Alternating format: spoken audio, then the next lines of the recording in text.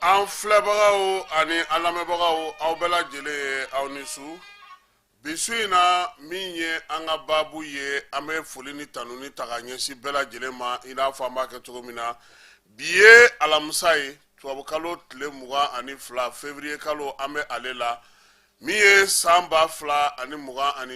an b'ale kɔnɔna na ka bɛɛ lajɛlen fo ka bɛɛ lajɛlen waleɲuman dɔn. Maa minnu bɛ yen n'u olu sɔgɔlen don an na Mali kɔnɔ Mali kɔ kan diɲɛ fantan ani 4 bɛɛ lajɛlen fɛ, nin ye aw ka jɛmukan min ye débat politique nin ye ale kɛnɛ sigitɔ ye. Yani babu an k'an suru a kan,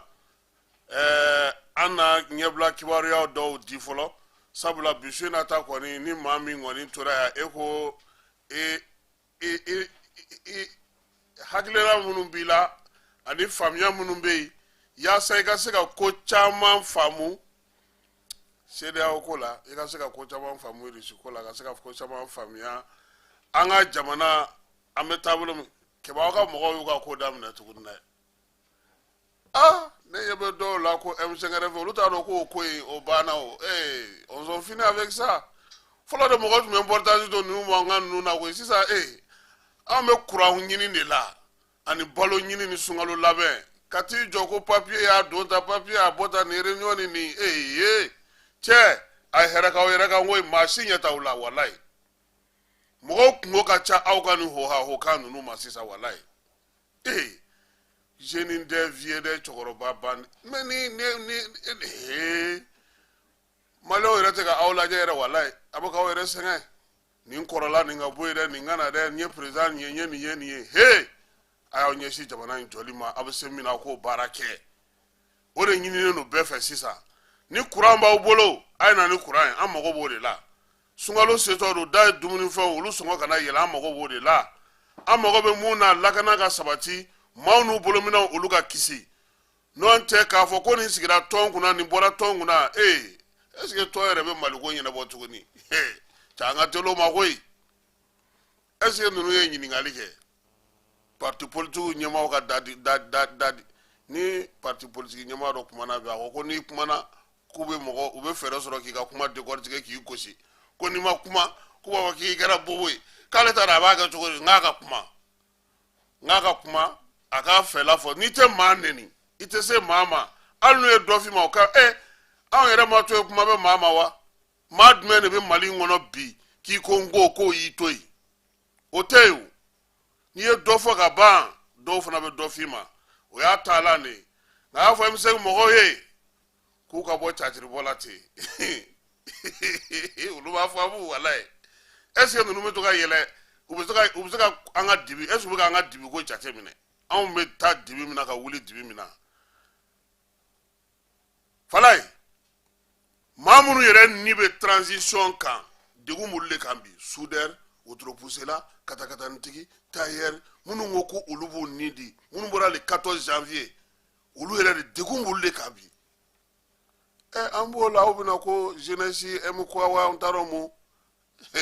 A kana fara ɲɔgɔn kan fiyewu, fɛn min yɛlɛla min ɲi yɛrɛ bɛ min da yɛrɛ o bɛ sɔn ka yɛlɛ o la yɛrɛ. Keba nka n da bɔ M5 ko la, a yɛrɛ kɛra bolofara joli yɛrɛ t'a da dɔn tuguni. M5 yɛrɛ fɛ Malikura olu mɔgɔw olu bɛ yen. Ninnu fana a laban na cogo ko polisi de tun taara yen. N y'o de mɛn dɛ. Ko polisiw taara ko dɔw ko k'olu tɛ réunion kɛ polisiw ɲɛna cɛ. A kuma ka ca. Kisɛ ti jaba la. Sinon maa ma falen ba ɲɛnama fɛn bɛɛ bɛ M5 la. A bɛ i yɛrɛ minɛ ni réunion banbali in na ten. Parce que a ta tɛ mɛnɛ Sise bolo. Jajiri fasa don. I y'a ta cogo cogo kangalan don a ti falen.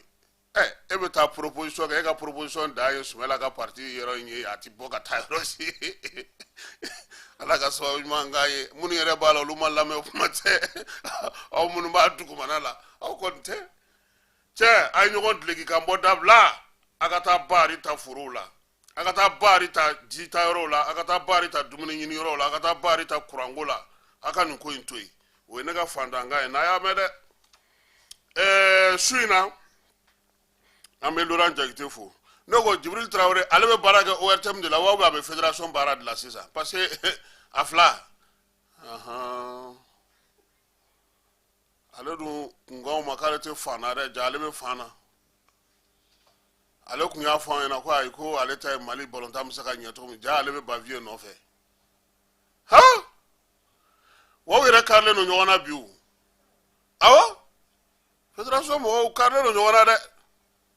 t'a dɔn ko dɔw ko k'u bɛ Baviye sigiyɔrɔma cɛ ka bɔ yen wa n t'a dɔn mun olu fana a mana ni coupe ye ala ma se k'an ka 4e place kɔrɔ sɔrɔ a t'an to sutura la a nana sisan k'an ka 10 000 combien 6 millions 6 millions de francs CFA k'an k'o sara an ma coupe ta an ma foyi hein mais wariba dir'u ma yen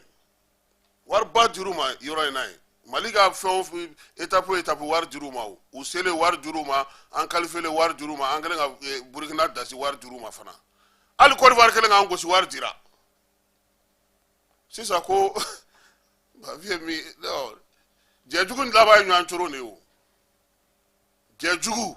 a laban ye ɲɔgɔn coro de ye an kɔni b'an sigi k'u filɛ fɔlɔ n'u tilara ɲɔgɔn ka dulokikan farali la tuma min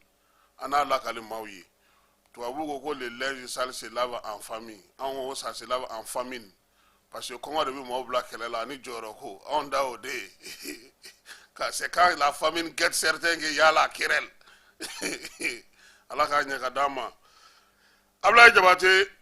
Bajalan Sanogo k'a fo ka Kalifa Segu Traoré fo min ye Mamadu Sumuni ye Mamadu Nama Keyita ka Ben Bazin maaw fo Tunkara n'a ka baarakɛlaw Mamaraka Samake an ka imamu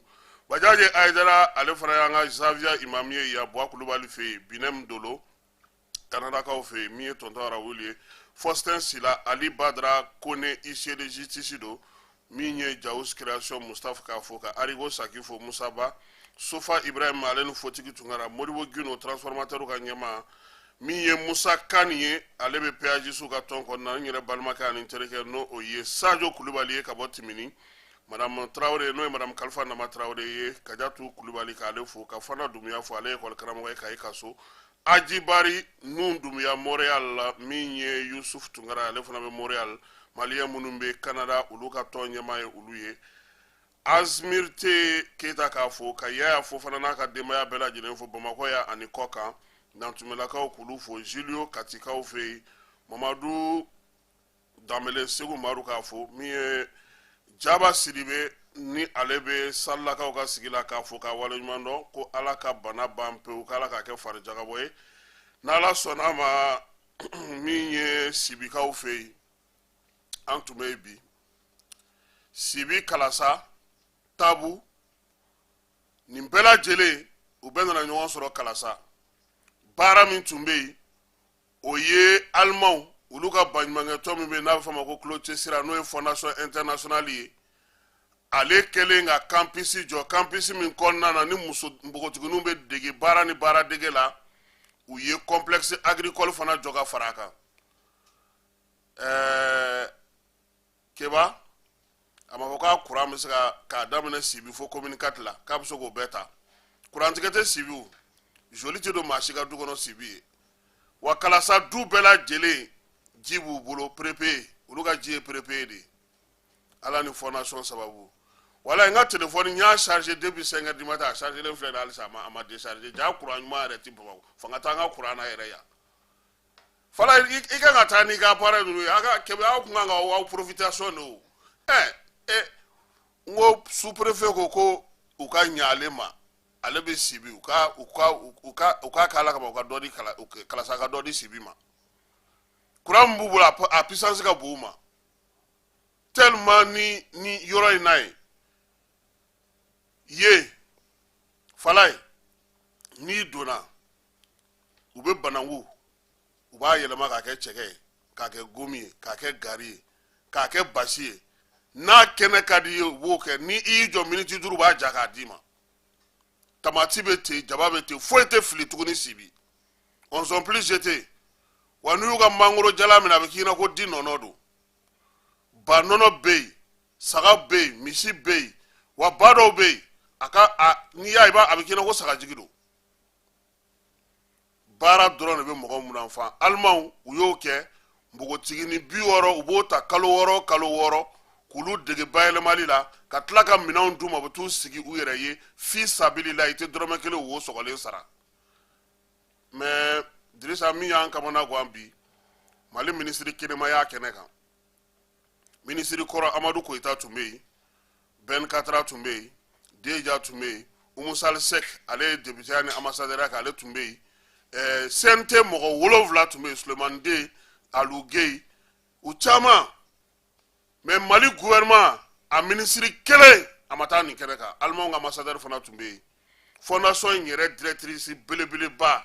o bɔra Allemagne ka na ko in kɛli la sibikaw fɛ yen. San 5 de ye nin ye u bɛ ka nin baara kɛ. Wa hali u ye sɔrɔdasi musow, sɔrɔdasiw minnu fatura olu musow u y'olu former ka tɛmɛ. A yira la fana k'a fɔ olu fana denmusow u bɛna olu fana former yaasa ka se ka u dege baara la. N'i degera ka ban ne yɛrɛ bɛna siɲɛ wɛrɛ ne bɛ don. Awɔ kalo 6 n bɛ micro to yen fɔlɔ n bɛ taa n dege nin fɛn in na. Bananku baden bɛ Segu Falaye. N'i bɛ don Segu i bɛ min ye o ye bananku de ye. U bɛn'u jɔ ni bananku ye k'u b'a feere. Ni ne sera nin na o tɛ n kelen festival Sile Niger nata n tɛna cɛkɛ dilan ka d'u ma. Sinon bi sibikaw olu kɔni tilara. Ala ni Sala Babi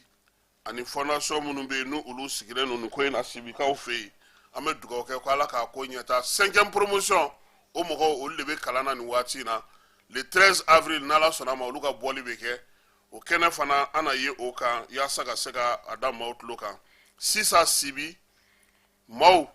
u bɛ dege u bɛ ji sɔrɔ u bɛ courant sɔrɔ u ye dɔgɔtɔrɔso sɔrɔ u ye kalanso sɔrɔ u bɛ ka seconde cycle dilan Kalasa yelen ampoule panneau k'a ta kun fo kun u y'o dilan ka ralentisseur kɛ ka tila ka force armée ni fɛnw k'olu fana bɛɛ lajɛlen appuyer ani préfet ni sous-préfet ni mairie muso fɛn fɛn bɛ Sibi a bɛɛ lajɛlen nakɔ 5 de dilannen don ka d'u ma ani forage 7. O ni centre formation tɛ kelen ye dɛ o b'a dan na o ye Sibi musow yɛrɛ ta ye u yɛrɛ k'u jija u yɛrɛ Jɛnɛbu Kone n'a ka maaw o y'olu ta ye sɔgɔmada in na u kɔni taara complexe in u y'a yira maaw la a kuran fan u y'o yira a baganmara fan u y'o yira a bayɛlɛmali fan u y'o yira wa Bamakɔkaw ye bandɔnɔ min ye bi fo k'u hɛlɛ walayi ne yɛrɛ ɲinɛna o ne ta tora frigo de kɔnɔ ye yanni Sibi ka ja dɛ ka taa litiri 2 nɔfɛ Kitiya Dirisa ka da ko kɛ ten koyi n ko 45 km don n'i y'a fɔ de ka taa 1 litre nɔfɛ siɲɛ wɛrɛ di n dara ou bien n b'a fɔ Babugu ka na n'a ye parce que ale bɛ sira in kan tuma bɛɛ ale tɛ sɛgɛn ayiwa Babini ko k'an ka muɲu ka sabali dɛ Kuran ko k'an ka muɲu ka sabali Mali ma ye koyi n'i ko n ko dɔrɔn u b'i ta VAR la u ye Babini ta VAR la Babini ko ale m'o fɔ dɛ k'u kana kuma don ale da ko ni maa min t'a ko kalama de k'i b'a fɔ ko kuran ko bɛ ɲɛnabɔ su ko ni dugusajɛ cɛ bi commission min bɛ yen n'o ye commission min sigilen don kuran ko kunna CNT la Asani Sidibe ale na u ka maaw olu taara ka taa kuran yɔrɔw lajɛ a ko 100 saradala ko n'Ala sɔnna ma ko kuran ko bɛna nɔgɔya 80 ko mais ko k'a fɔ k'a bɛɛ bɛ ban ko ka gɛlɛn ko tile kɔnɔ ko énergie mago bɛ carburant min na n'o ye taji ye ko bɛ taa yɛrɛ sɔrɔ fo sefa wari miliyari 1 de la tile o tile ko taji sɔngɔ ko n'i y'o jate kalo kɔnɔ ko musaka yɛrɛ tɛ énergie kun ko wa ko Ala bɛ k'a to an bɛ ka courant min sɔrɔ sisan nin waati in na ko ye jamanakuntigi ale ka wuli ka jɔ n'a ka timinandiya ye ko a kana tigɛ pewu nka ko min ye tare min bɛ se ka fɔ ko ye k'a fɔ teliyala Niger olu ye taji dɔ feere an ma o taji natɔ don ni Ala n'a kira sɔnna a ma o bɛna sɔn ka fisaya an ma sunkalo in kɔnɔna na a ko central 4 olu kan ka dilan Mali dɛmɛbagaw fɛ Irisiw b'o la Arabi Saoudite b'o la ale ni Chine ko o ye waati janw ye nka Burkina Faso kaw fana fɛ yen énergie yɛrɛ ɲɛmɔgɔw olu ye baro sigi kɛ ka hakilina falen kɛ baara min bɛ se ka kɛ AES kɔnɔna na u ka baara kuncɛli la olu ta ye n ka jan dɛ 2034 an ko yani sunkalo aw ko 2034 ko centrale nucléaire k'u bɛn'o dilan AES jama cɛ aw ta ye vraiment an mago bɛ aso ta la aso taa carburant san i kana k'an ka fɛnw kɔnɔ Dirisa i b'a dɔn ko énergie ko bɔnɛma yɔrɔ ye min ye hali bi n'i ye courant hakɛ dɔ da anw ma an ka minɛnw tɛ se k'a transporter an ka minɛnw man ɲi ame girina ko manantali ni manantali y'a dibi a ɲɛma minan t'an bolo min b'a ta a natɔ a b'a bɛɛ pɛridi selenge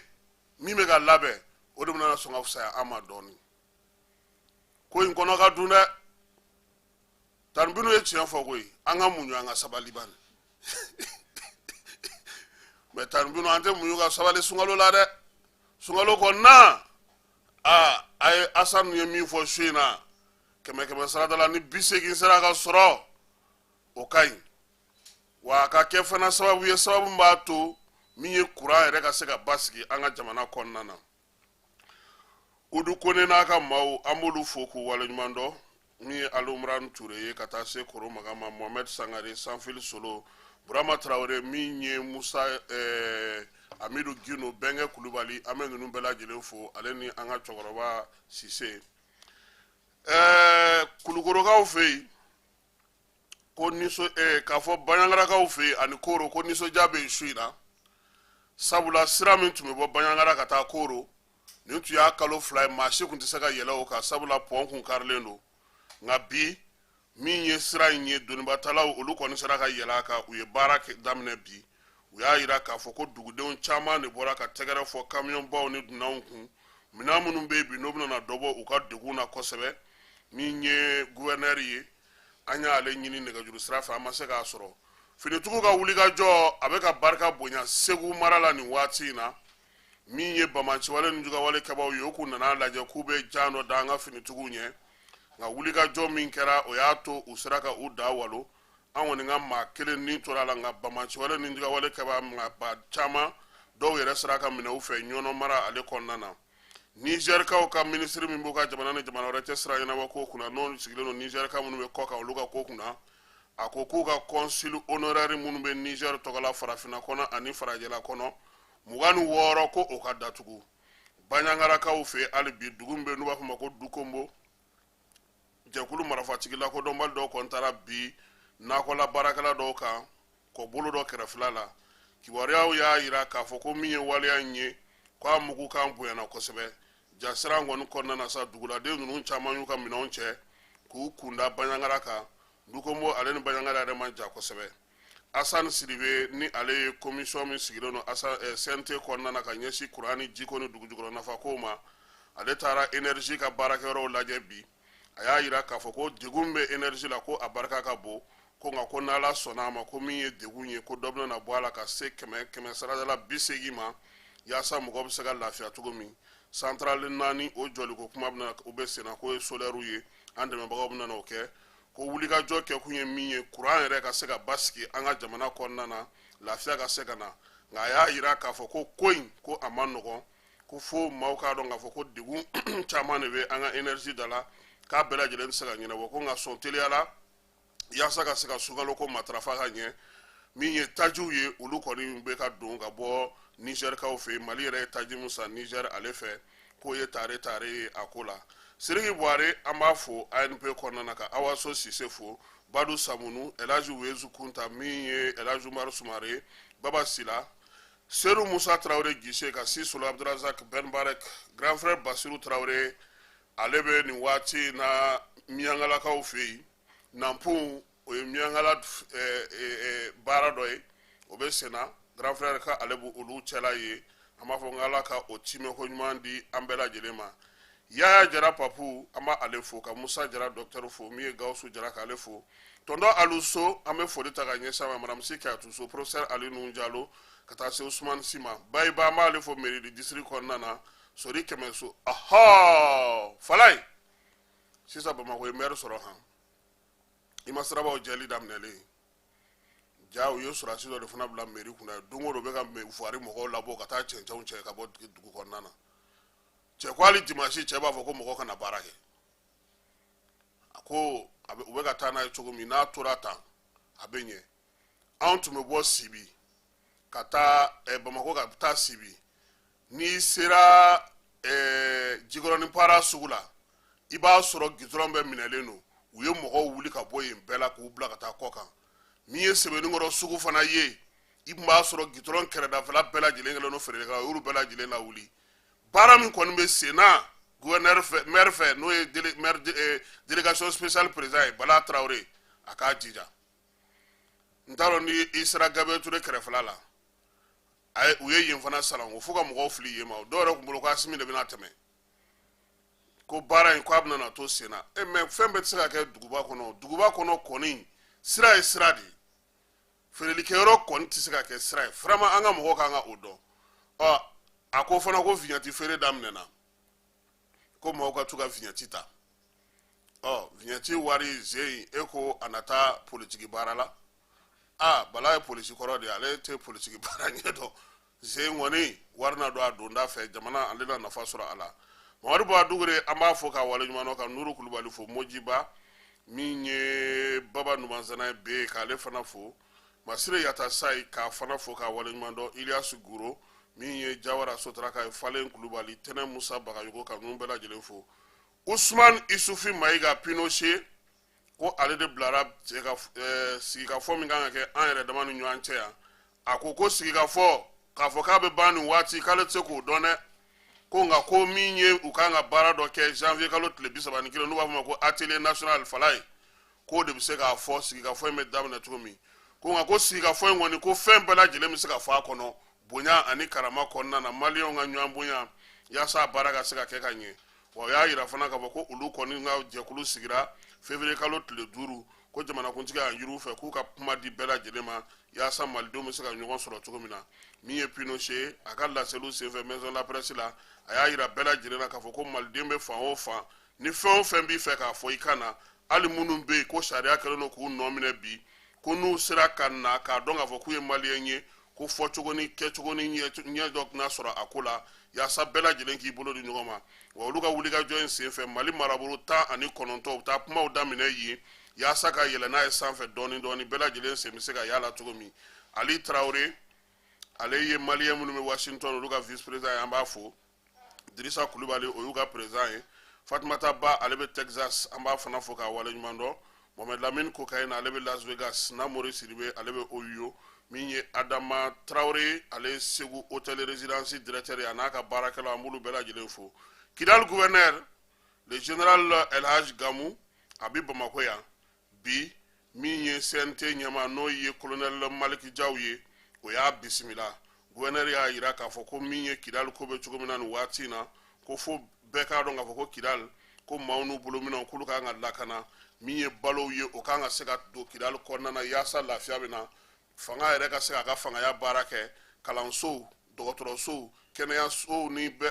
baarakɛyɔrɔ bɛɛ lajɛlen k'olu ka se ka baara kɛ a ɲɛta naani ma gouverneur y'a yira fana k'a fɔ ko a kɔni nisɔndiyalen don kosɛbɛ ko sabula nin waati in na u ka laɲini caman bɛ yen ko Asimi Goyita kɛlen don k'o ta bala ani gouvernement n'o ye Sogɛli Kokala n'a ka maaw ye k'u b'u fo ko sabula wuli kɛlen don k'u jɔ CNT fana k'a bɛ bonyamasegin kɛ u ma ko sabula ko fɛn o fɛn bɛ ka kɛ bi u bɛ k'u cɛsiri a ko la kuma tɛ u ka maaw olu bɔra yen kɔsa in na colonel Maliki Jaw a y'a fɔ k'a waleɲuman dɔn Jaw fana y'a yira la k'a fɔ ko n'Ala sɔnn'a ma ko tulo kunnandi kɔni ko kuma in binna o kɔnɔ yaasa u bɛ se ka cogo min na ka Kidal dɛmɛ a k'a ka Kidaliya baaraw kɛ El Hadj Gamou a y'a yira k'a fɔ ko nin sigi in diyara ye yaasa a ka se ka lamɛn jamanadenw bɛɛ lajɛlen ka a fɛlaw dɔn ministre min bɛ sɛnɛko kunna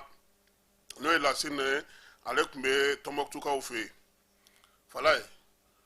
an ka ministre de l'agriculture dabali banna ko jaba ni pomme de terre ninnu bɛ ɲɛ Tɔnbɔkutu ale t'a dɔn ko Tɔnbɔkutu woso ka di ni Mali woso bɛɛ ye a ka di hali Sikaso ta ye wa jɛgɛ ka di hali boso daga dɔw jɛgɛ ye ayiwa moment ta i bɛ hakɛ to nka ne buranakaw don n ɲinɛna de n k'i biya quoi sinon u fana bɛ dɔ kɛ jɛgɛko la u ka CNT maa dɔ bɛ yen n'o ye Sala Mayiga ye an b'a fɔ k'a waleɲuman dɔn kamalen min don a timina ka di kosɛbɛ Tɔnbɔkutu ko o ko a bɛ wuli ka jɔ kɛ Falaye fɛti fɔri kɔ walayi kɔrɔbɔrɔw y'u seko n'u dɔnko bɛɛ cɛ ka taa n'a ye palais la o don ko Iriganda ka festival mais moment ta e m'a ye dɛ cɛ n'a ma to ka na aw somɔgɔw ninnu kɛrɛfɛ ka to ka siraw yir'u la ka fɛ kadɔw tun bɛ yen u taara yɔrɔ bɛ ɲami ye cɛ kɔrɔbɔrɔw tɛ s'olu la ja ne tun t'o kalama u ko ko kɔrɔbɔrɔw ka taa ka bɔ yen k'u ka taa kɛrɛfɛ k'olu de ta ye festival ye Et puis ye jalamugu siri comme kɔrɔbɔrɔ b'a siri cogo bon n ko peut-être n'aw fana kun tɛ yen sinon est-ce que olu bɛ se k'o kɛ voilà donc Tɔnbukutukaw an b'u fo k'u waleɲuman dɔn Malik Berete k'a fo Bayi Jakite Jango Bagayogo Dawuda Magasa min ye Gabriel le Basabugukaw k'an b'u fo Abel Traoré Ari Traoré Konima Jɛma Kulibali ka taa se Senu Bakɔrɔma min ye Salifu Konare Jisumalenkaw fɛ yen an b'olu fana fo ka Bunani Bakɔrɛ k'olu fo Aïda Sumare Agibu Konanji min ye Faleri Boli ye Adama PAG Aïda Kante ali Honorable Amadou Kulibali Sewukaw fɛ yen Côte d'Ivoirekaw fɛ yen u ka kunnafoni gafe min bɛ n'o tɔgɔ ye ko Inter sɔgɔmada in na ale ko ko min ye Guillaume Soro ye k'a ni Côte d'Ivoire maa ɲɛmaaw ko u bɛ ka kuma ko kumaɲɔgɔnya in ko bɛɛ lajɛlen bɛ Alassane Dramane Ouattara bolo ko y'a jira k'a fɔ ko kɔnɔ dugu tɛ san ye ko ni Soro ye dɔ kɛ sanfɛ ten k'a ka segin so ko waleya ninnu kɔni bɛɛ lajɛlen ko Zeyin min ye Alassane dɔgɔkɛ n'o ye photocopie ye k'o sen tɛ nin na dɛ ko nin Zeyin ye Alassane yɛrɛ direct ye Soro direct ye k'o kumaw de bɛ sen na ko sɛgɛsɛgɛliw bɛ ka kɛ ani jateminɛw bɛ ka kɛ yaasa fɔka bɛn bɛ se ka kɛ cogo min na nin cɛ fila ni ɲɔgɔn cɛ min ye Soro ye a ka bɔ ten Niger sabula ye AES a ka don CEDEAO kɔnɔna na n'o ye Côte d'Ivoire ye ayiwa Soro a da kana ci la dɛ parce que quand on sont venus on ont beaucoup parlé ici hein kuma caman fɔra maaw ko bon nin fana bɛna na bon a dun a y'i fɛn dɛ mais a ka ɲi ale Côte d'Ivoire kelen in kɔnɔna na Faransiikaw ka Jean-Marie Bockel ni ale bilalen don ale de ye sisan Faransi ni farafin jamanaw cɛ ale de b'o baara la k'a nana Côte d'Ivoirekaw fɛ yen a ka kuma fɔlɔ kɛra min ye ko Côte d'Ivoire k'i labɛn ko sɔrɔdasi minnu b'u fɛ yen olu tɔgɔ la k'o ka dɔgɔ k'u bɛna dɔ fara o kan ko wa fana ko Côte d'Ivoire k'a bila a kunna ko Abidjan tɛ se ka to tan cogo la tan han ko Abidjan bɛ danger ba de la k'u ka kow labɛn bon peut-être que a bɛ Faransi ni farajɛ cɛla dɔn nka Tɛlɛbugu ɲɛbɛrɛ kɔni na dugumasara tigiw dɔnnen don dɛ wa ko a ma dan o ma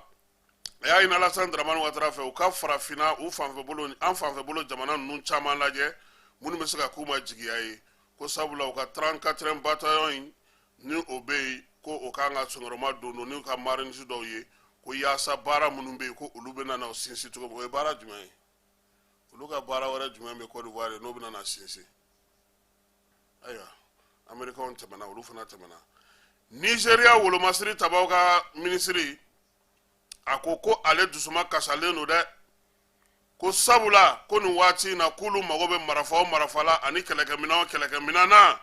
ko diɲɛ seleke naani maaw baden don k'o feere olu ma k'u bɛ mun fɔ olu ye ko droit de l'homme ko droit de citoyen ko démocratie ko liberté ko ale ye sɔrɔdasi ale tɛ nin mɛn ale bɛ min dɔn a mago bɛ gonzoli la a mago bɛ nin kalo in tile 24 o ye don jumɛn ye tɛ sibiri ya tile 24 tɛ sibiri ya ko Faransi kɔnɔna na k'a bɛna société civile mɔgɔw bɛɛ fara ɲɔgɔn kan CSDM k'u k'u hakilina fɔ Maliko la awɔ CSDM Faransi ye n'Ala sɔnna a ma ko o baaraw bɛɛ lajɛlen kan ka kɛ Faransi kɔnɔna na u ye ko maison orange o na k'u ka yɔrɔba dɔ ye k'a lajɛ bɛ kɛ yen nɛgɛ kanɲɛ 14 waati Alassane Dramane Ouattara kun ye sanction min ta a yɛrɛ ka mɔgɔw kama k'a y'a wuli han ale de m'a fɔ k'a ka logo nin fɔ anw y'olu donni dabila o i bɛ ka kuma n'Ala sɔnna a ma an yɛrɛ bɛna a sɛnɛ n'an y'a sɛnɛ walayi hali yan n'an y'an sɛbɛ don a ma an bɛ se k'a kɛ maaw man k'u sigi tuguni k'u bolo fila da u sen kan k'a fɔ ko an k'a bɛɛ to Ala ma o Ala tɛ jigin ka baara kɛ maa nɔ na dɛ i bɛ wuli k'i jɔ de sisan ko ale ye sanction wuli ko sabula ko Coupe d'Afrique min tun bɛ yen k'o banna ko bi ko olu ka mɔgɔw ka logo n'u ka fɛnw bɛɛ bɛ ka to kaw bɛ gɛlɛya kɔnɔna na nin waati in na sans de référence in ko degun caman b'a la min ye maaw ye ko minɛn caman bɛ yen k'u tɛ k'o sɔrɔ Gawo gouverneur a ko k'a b'a ɲini Gawo arajo sow fɛ k'u bɛ ka kuma minnu fɔ ko ka ta ka ɲɛsin couvre-feu ma k'u ka kuma u ka arajow fɛ ko sabula k'a kumaw bɛ ka tali kɛ ka ɲɛsin finitigilakaw de ma kosɛbɛ ko fɛn min don ko a bɛ finitigiw k'a b'u ka baara gɛlɛyaw bolo nka o kaw bɛ fɛ ka wuli ka jɔ kɛ ko ka couvre-feu dabila ko sabula ko sunkalo setɔ don sɔrɔdasiw y'a jira k'a fɔ ko baara kɛcogo min bɛ olu bolo k'a to olu ma ni sunkalo ko don fɛɛrɛ min kan ka sɔrɔ o la k'u bɛna n'o sigi sen kan gouverneur kɔni ko k'a fɔ arajotigiw ye Gawo k'u bɛ ka kuma minnu fɔ u bɛ ka ko minnu di mɔgɔw ma ka sɔrɔdasiw buruja ka baara kɛcogo buruja k'u k'a dabila ko a tɛ bɛn kuma tɛ olu ni arajow ye ɲɔgɔn taalan ye u bɛ baara kɛ ɲɔgɔn fɛ Alu Badara nana ka se magistrat dɔ an b'a fo Dramani Jara k'a fo min ye Alu Nampe Cheikh Mohamed Sherif Kone Jacqueline Konare an bɛ ninnu bɛɛ lajɛlen fo ka taa se attaché Dumbuya ma min ye Dumbuya Konakiri an jama cayara dɛ Mali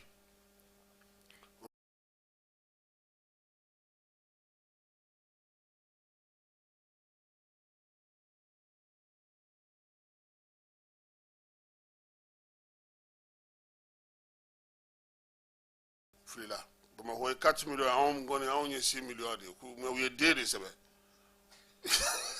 an ka ca ni ninnu ye u filila jate la Kulukoro ko fana ye 2 millions ye maa 2,000,000 Kayi maa 1,000,000 ani 800,000 Buguni maa 1,000,000 ni 500,000 Sikaso maa 1,000,000 ni maa 500,000 min ye Kucala ye maa 1,000,000 ni 1,099 Tombouctou ale ye maa on sont pas beaucoup hein Nara fana ye maa 300,000 ye min ye Douanza ye maa 170,000 Tawdeni maa 100,000 ninnu ka vote ka nɔgɔ dɛ nin bɛ se ka kɛ commune 5 bureau de vote fila ye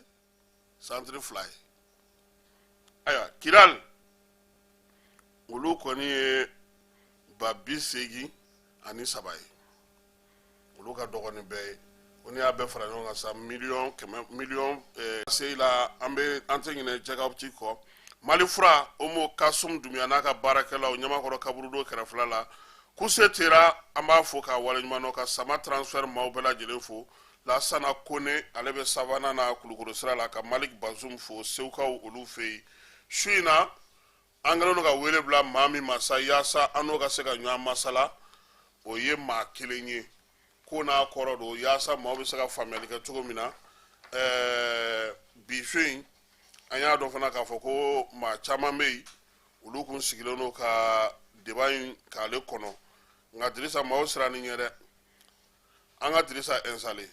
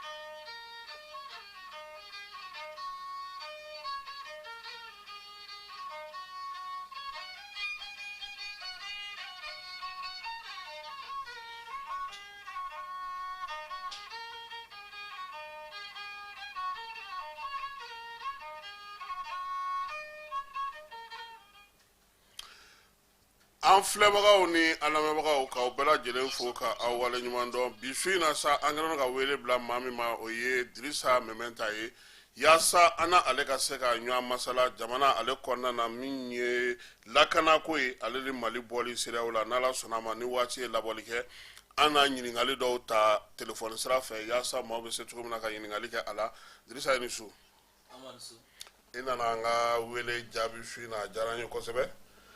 an b'a fɔ n ko i bisimila i b'i ka kɛnɛ kan bi an bɛ ka min lakɔlɔsi o ye k'a fɔ Mali an ka lakanako ale kumaw cayalen don kosɛbɛ ka sababuya kɛ n'i ye Segu mara ta Segu mara kɔnɔna na i b'a ye k'a fɔ ko degun caman bɛ mɔgɔw kan n'i bɔra Segu mara kɔnɔna na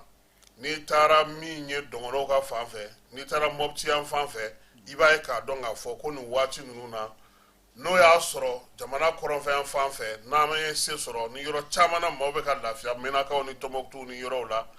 nka camancɛ in n'o ye Segu ni Mopti ni ye yɔrɔ minnu f'i ɲɛna degun bɛ yen don o don maaw bɛ weleli kɛ o bɛ sɔrɔ mun de fɛ Kasima n b'i fo kosɛbɛ mɔgɔ bɛ ka an lajɛ an b'a bɛɛ lajɛlen fo de passage yani ka don i ka ɲininkali jaabi kɔnɔna la i ye min fɔ Sibi ka c'est très important peut-être a bɛ se ka kɛ ciw ma se u seyɔrɔ la ou bien mɔgɔw ma bɔ a kalama joona moi je pense que c'est très intéressant a ka kan hali n'a sɔrɔ ni y'a an bɛna courant dɔ d'e ma an bɛ courant dɔ di ma ka téléphone charger ka n'a d'i ma o b'a to peut-être n bɛ sɔn ka t'i ka nɔnɔ nɔfɛ ka na parce que o bɛ ne kɛrɛfɛ non n'i bɛ nɔnɔ fɛ n'i bɛ taa dɔrɔn a fɔ n ye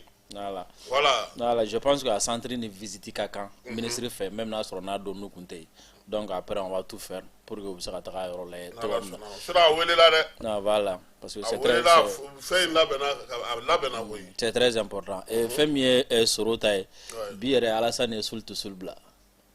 awɔ Kamakate awɔ sul to sul o y'an ka jo dumanba de ye o grâce o ye Soro n'i kɔni sul to sul bilalen ye o ye Soro de ye o grâce rabi a ma bɔ kalama bɔra Claude de t'a kalama Blé de t'a kalama a y'o grâce bi donc ça veut dire que a tɔ bɛ nalen kɛlɛ nɛgɛ tɛ cɛkɔrɔba la bilen a kan ka ko dɔw faamuya dɛ kɛlɛ nɛgɛ t'a la a ye fɛn caman faamu a kan ka ko dɔw faamuya Kasim fɛn min ye sécurité an ka jamana camancɛ bolo la ɲɛfɔcogo damadɔni b'a la i b'a dɔn fɛn min ye terroriste ye u ɲa kun dalen don Kidali yan fan de fɛ donc u ka minɛn caman kun bɛ bɔ Niger ka na don o yɔrɔ ninnu fɛ ani caman kun bɛ bɔ Algérie ka na don o yɔrɔ ninnu fɛ et puis surtout yen de kun ka nɔgɔ u ka don ka bɔli n'u ka labɛnni ni fɛnw bɛɛ kun ka nɔgɔ o de fɛ bon le fait que an bɛ yɔrɔ min na i n'a fɔ sa Kidali minɛni kɛra sababu ye Mali Algérie frontière a sɔgɔra dɔɔnin donc taa ni ka segin ma nɔgɔ yen bilen et ce qui fait que frontière kelen min kun bɛ yen nɔ n'u u bɛ se ka don o fɛ o kun tora Mauritanie donc ni mɔgɔ min bɛ an ka camancɛ bolo dɔn kosɛbɛ surtout centre ni ye ɲɔgɔn fan ninnu ta a caman bɛ yen nɔ i b'a sɔrɔ frontière bɛ ani Mauritanie ni ɲɔgɔn cɛ donc bɛɛ lajɛlen dun b'a dɔn k'a fɔ ko cɛnnikɛla ninnu u dagayɔrɔ ye Mauritanie taa ni ka segin ka nɔgɔ o ma kosɛbɛ donc u bɛ bɔ Mauritanie ka don directement ka na ɲɔnɔn kɔnɔna ninnu Masina kɔnɔna ninnu na donc u b'u ka attaquer kɛ après u bɛ boli ka bɔ joona parce que o ka camp d'entraînement bɛ comment dire la Mauritanie frontière la o ye fɔlɔ ye filanan ye min ye i b'a dɔn Mali centre ye an ka économie poumon ye sɛnɛkɛyɔrɔ baganmara a bɛɛ sinsinnen don a bɛɛ bɛ centre de la kosɛbɛ quoi donc ni mɔgɔ min bɛ fɛ ka Mali déstabiliser ou bien ni bɛ fɛ ka gɛlɛya na jamana kɔnɔna la o de la souvent fɛn dɔw bɛ kɛ i bɛ to k'i sigi k'i yɛrɛ ɲininka comment est-ce que terroriste bɛ na hakili sɔrɔ cogo di terroriste bɛ na fana bɛ baara kɛ n'a ye voilà terroriste bɛ na ale b'a ko bɔ n bɛ diinɛ ko la mais terroriste b'a jate minɛ comment est-ce que an bɛ se ka jamana koron cogo min na conjoncture ka gɛlɛya dɔ bɛ yan fɛ an ka gɛlɛya dɔ bɛ yan fɛ walasa ka bɛɛ muruti siɲɛ kelen quoi c'est là où on se demande peut-être an b'a kɛ terroriste minnu ye i b'a sɔrɔ a terroriste dɔw fana bɛ yen olu bɛ bureau kɔnɔ minnu b'u ka fɛn ninnu o fana bɛ baara kɛ dɛ voilà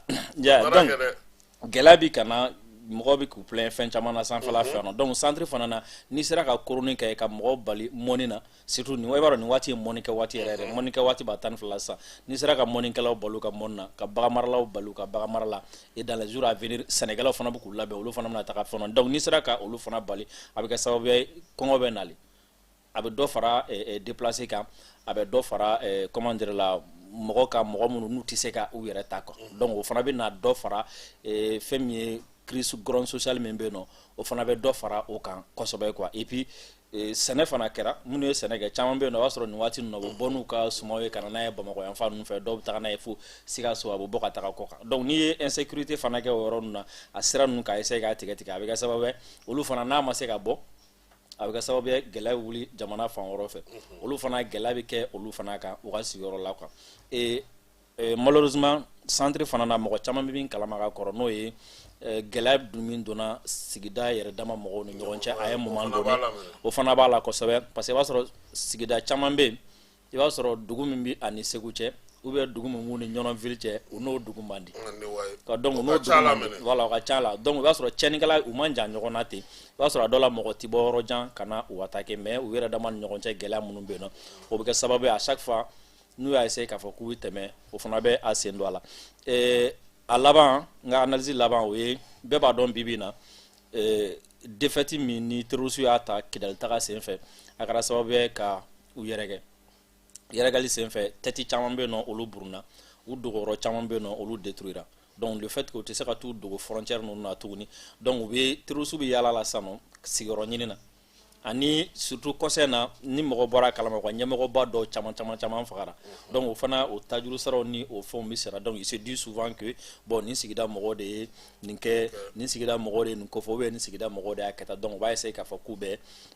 u ta sara sigida mɔgɔ la surtout nin waati na u bɛ yɔrɔ ɲini na u b'u sigi yɔrɔ mun na donc à chaque fois ni terroriste bɛ yɔrɔ ɲini na i b'a ye u bɛ attaque misɛnnin caya ka harcèlement caya poste la poste minnu bɛ yen n'a ma girin kosɛbɛ donc soit poste bɛ wuli ka bɔ yen donc olu bɛ tɛmɛ facilement ou bien poste va renforcer u bɛ taga a ɲini comment dirais la yɔrɔ wɛrɛ fɛ donc o fana o baaraw bɛ sen na et puis n y'a f'i ye n ko centre in kuma daminɛ la n b'a laban ni min ye o ye centre in ye trajectoire de don i bɛ se ka bɔ Mauritanie ka na don centre fɛ ka t'i yɛrɛ sɔrɔ fo Kidali donc le fait que Kidali tɛmɛnen don donc forcing kelen min n'u bɛ se ka kɛ sisan nɔ ka tɛmɛ o ye ka mouvement kɛ centre in de kɔnɔna la ka bɔ Mauritanie ka na centre la pour que u bɛ se ka taga. mais Dirisa min ye ko in juguman yɔrɔ n'i ye maa minnu b'a yɔrɔ la ni y'olu ka kuma la olu bɛ k'a fɔ i n'a fɔ jamana yɛrɛ ɲinɛnen don kɔ caman dusu kasi kojugu bɛ fɛn dɔw fɔ kuma la hali a man d'an ka kuma dɔw fɔ mais nin waati laban in na fana an y'a ye k'a fɔ armée bɛ ka ɲɛda kura ta surtout kunun ni kunna sini Segu ale fanfɛla a bɛ n'a fɔ u y'a daminɛ Segu u bɛ fɛ ka yɛlɛ ka taa de.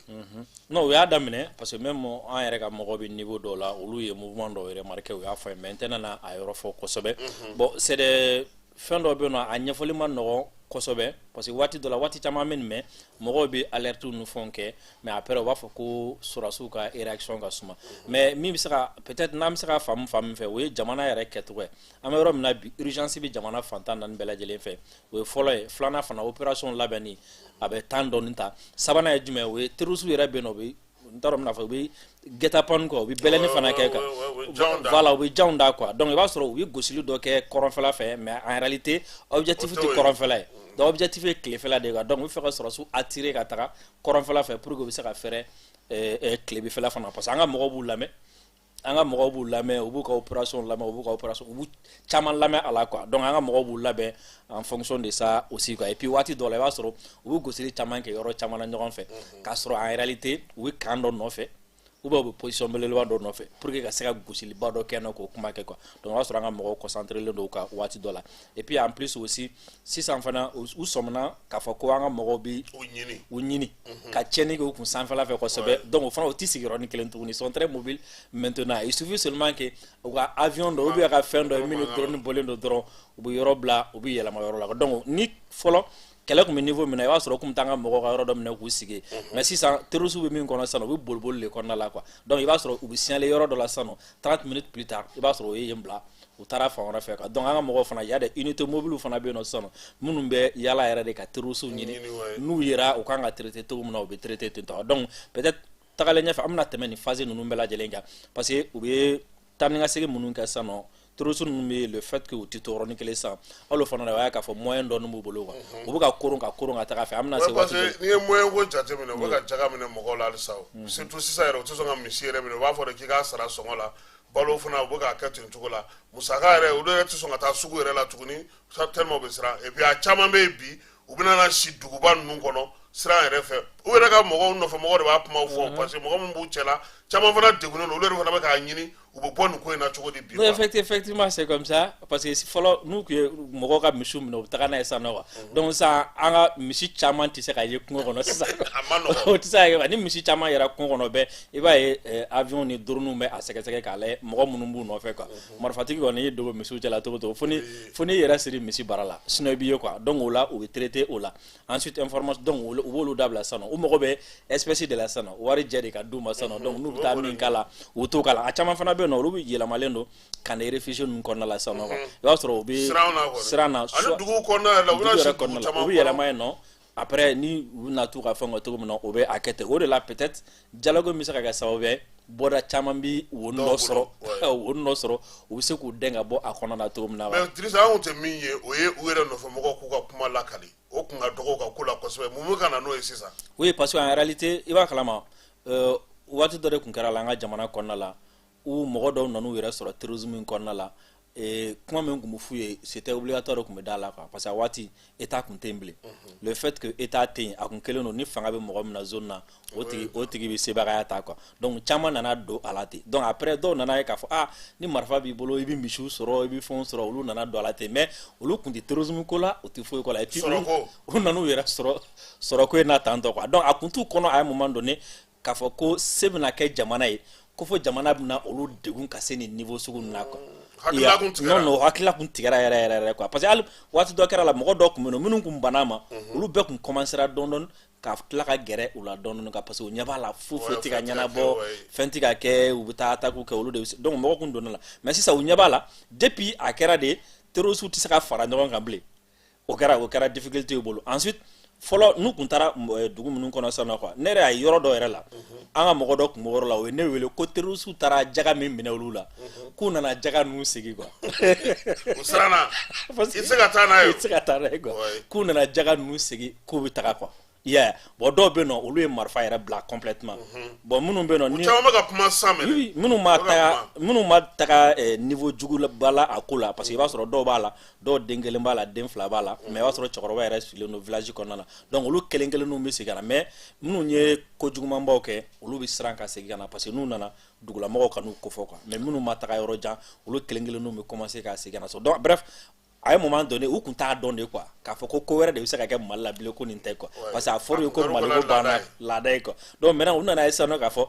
ni min taara u tɛ segin tuguni quoi ni min taara u tɛ segin minnu yɛrɛ tun bɛ yen nɔ ko hali olu bɛna hali garde monteli ka gɛlɛn dugu la bɛna sisan garde monteli hali ka taga kungo kɔnɔ ka baaramisɛnnin dɔw kɛ a ma nɔgɔ u ma comment dire a ma nɔgɔ u ma sisan quoi i b'a sɔrɔ yɔrɔ dɔw bɛ yen nɔ u bɛ tile yiriw de sanfɛ ka siraw lajɛ avion mankan ni moto mankan ni ou bien mobile mankan n'o bɛ ka bɔ dɔrɔn pop u bɛ comment dire la u bɛ yen bila quoi donc voilà en quelque sorte min bɛ ka to u bɛ nin niveau ninnu na sisan. ayiwa Dirisa nin bɛɛ la c'est vrai que an ye lakanako la an ye wasa sɔrɔ Kidal mais mun de bɛ Algérie kɔnɔ ka ɲɛsin an ka frontière ma parce que tuma o tuma i b'a ye k'a fɔ b'u dɛn ka mɔgɔ dɔw bila ka don mais drone b'u gosi. bon i b'a dɔn Algérie ka situation c'est à dire Algérie y'a yɛrɛ mago sa. Algérie tɛ se k'a yɛrɛ sɔrɔ Algérie siran ka jugu ka tɛmɛ anw kan mais min kun ka ɲi Algérie ma o ye par exemple AES filɛ nin ye situation min kɔnɔ sisan nɔ Mali ni Burkina ni Niger filɛ nin ye ka baara kɛ ɲɔgɔn pour que k'u ka sécurité renforcer cogo min na Algérie kun kan ka an filɛ jamana ye de ka na ten ani Mali ou bien de l'autre côté ani Niger fana k'u tɛgɛ di ɲɔgɔn ma coopération kɛ de façon sincère u ka jɛ insécurité kɛlɛ ɲɔgɔn fɛ mais Algérie dara yɛrɛ la k'anw jamana fɛkɛmani filɛ donc ale y'a kɛ ale bɛ décision ta donc ɲama bɛ nana bɔn anw fɛ et malheureusement pour Algérie aussi ale nana bɔ a kalama k'a fɔ ko Mali fana yɛlɛmana diɲɛ yɛrɛ de yɛlɛmana quoi ale tun b'a traité cogo min na ka kɔrɔ a tɛ se ka traité ten tuguni quoi voilà a y'a kɛ tan a tɛ se ka kɛ ten tuguni quoi Algérie ka problème fɔlɔ ye jumɛn ye Algérie tɛ fɛ Mali kɔrɔnfɛla in ka di a kɛra Mali état ye o a kɛra groupe yɔrɔ c'est à dire a contrôle ka kɛ mɔgɔ bolo mɔgɔ min ti ale ka yamaruya kɔnɔna la quoi donc ale mago bɛ mɔgɔw de la waati o waati min b'ale ka mara a tɛgɛ kɔnɔ mɔgɔ quoi donc Mali kɔrɔnfɛla ka di o ma o de la kun jijalen don groupe armé minnu ni fɛn minnu bɛ yen an ka don accord kɔnɔ olu comment dire olu ka se ka donc comme ça ni olu y'a sɔrɔ. donc ale ni Faransi ka jeu fana tɛ kelen ye. non ale ni Faransi ka jeu tɛ kelen mais a ye moment donné Algérie ni Faransi nana ɲɔgɔn sɔrɔ intérêt la ni hakili b'a la waati min na Algérie bɛ na yan nɔ a y'a sɔrɔ même ni mɔgɔw hakili b'a la même 2014 kɛlɛ min kɛra Faransi tun bɛ k'a ka groupe dɛmɛ Algérie bɛ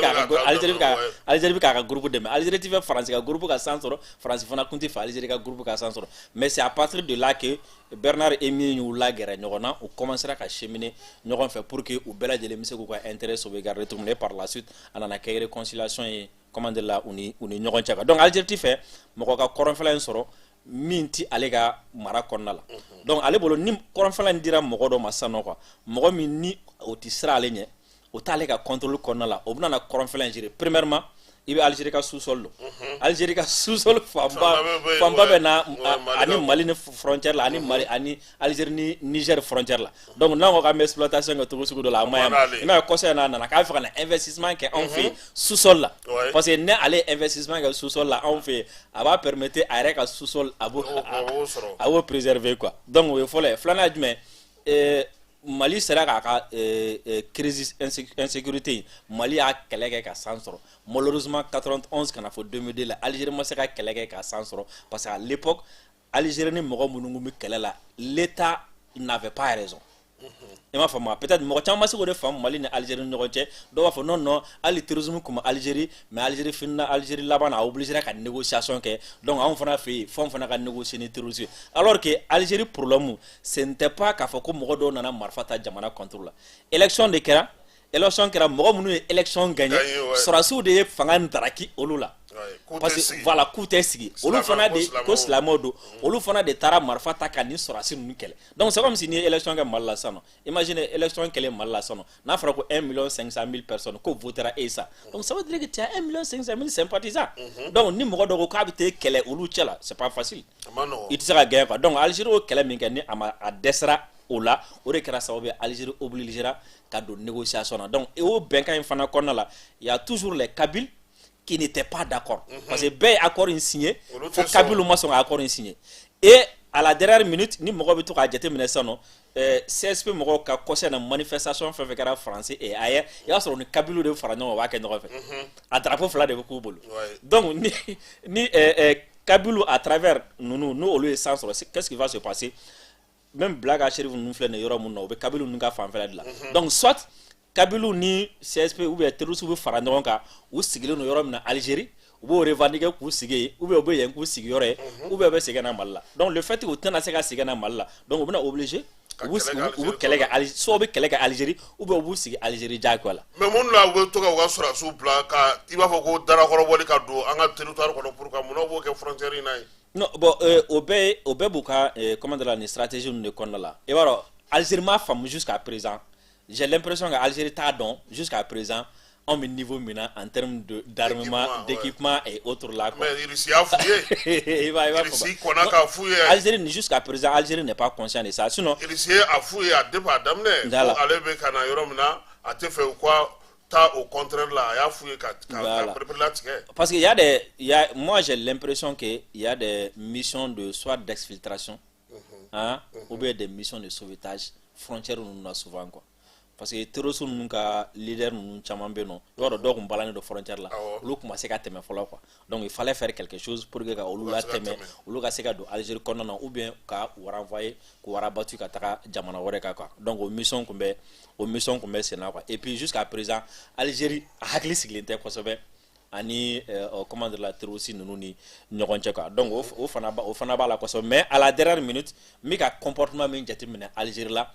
c'est comme Algérie va être à la time kosɛbɛ Algérie bɛna abandonné en plein vol par la France parce que France ye depuis Algérie nana anw fɛ yen kana France ɲagarila kɔrɔbɔ ni Makɔrɔna ka ministre cɛ ka taga Algérie fɛ yen bon an ka bɛn a la u bɛnna a la Algérie y'anw janfa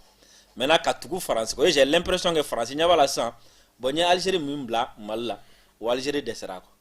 et anw ni Maroc bɛ ka gɛrɛ ɲɔgɔn na et dɔgɔkun nata la comment dire la France ministre des affaires étrangères kan ka taga Maroc ko ka relation ko ka réchauffer ko k'u segin ɲɔgɔn ma et puis a yɛrɛ ko président ye ci kɛrɛnkɛrɛnnen min don ale ma k'ale ka Maroc ko ta bala kosɛbɛ n'ale segira Sénat fana président o fana kan ka taga Maroc tuguni et avant ça lundi passé ura balimamuso saba olu reçoira Élysée olu taara baro la yen nɔ quoi donc j'ai l'impression que France dun b'a dɔ cɔ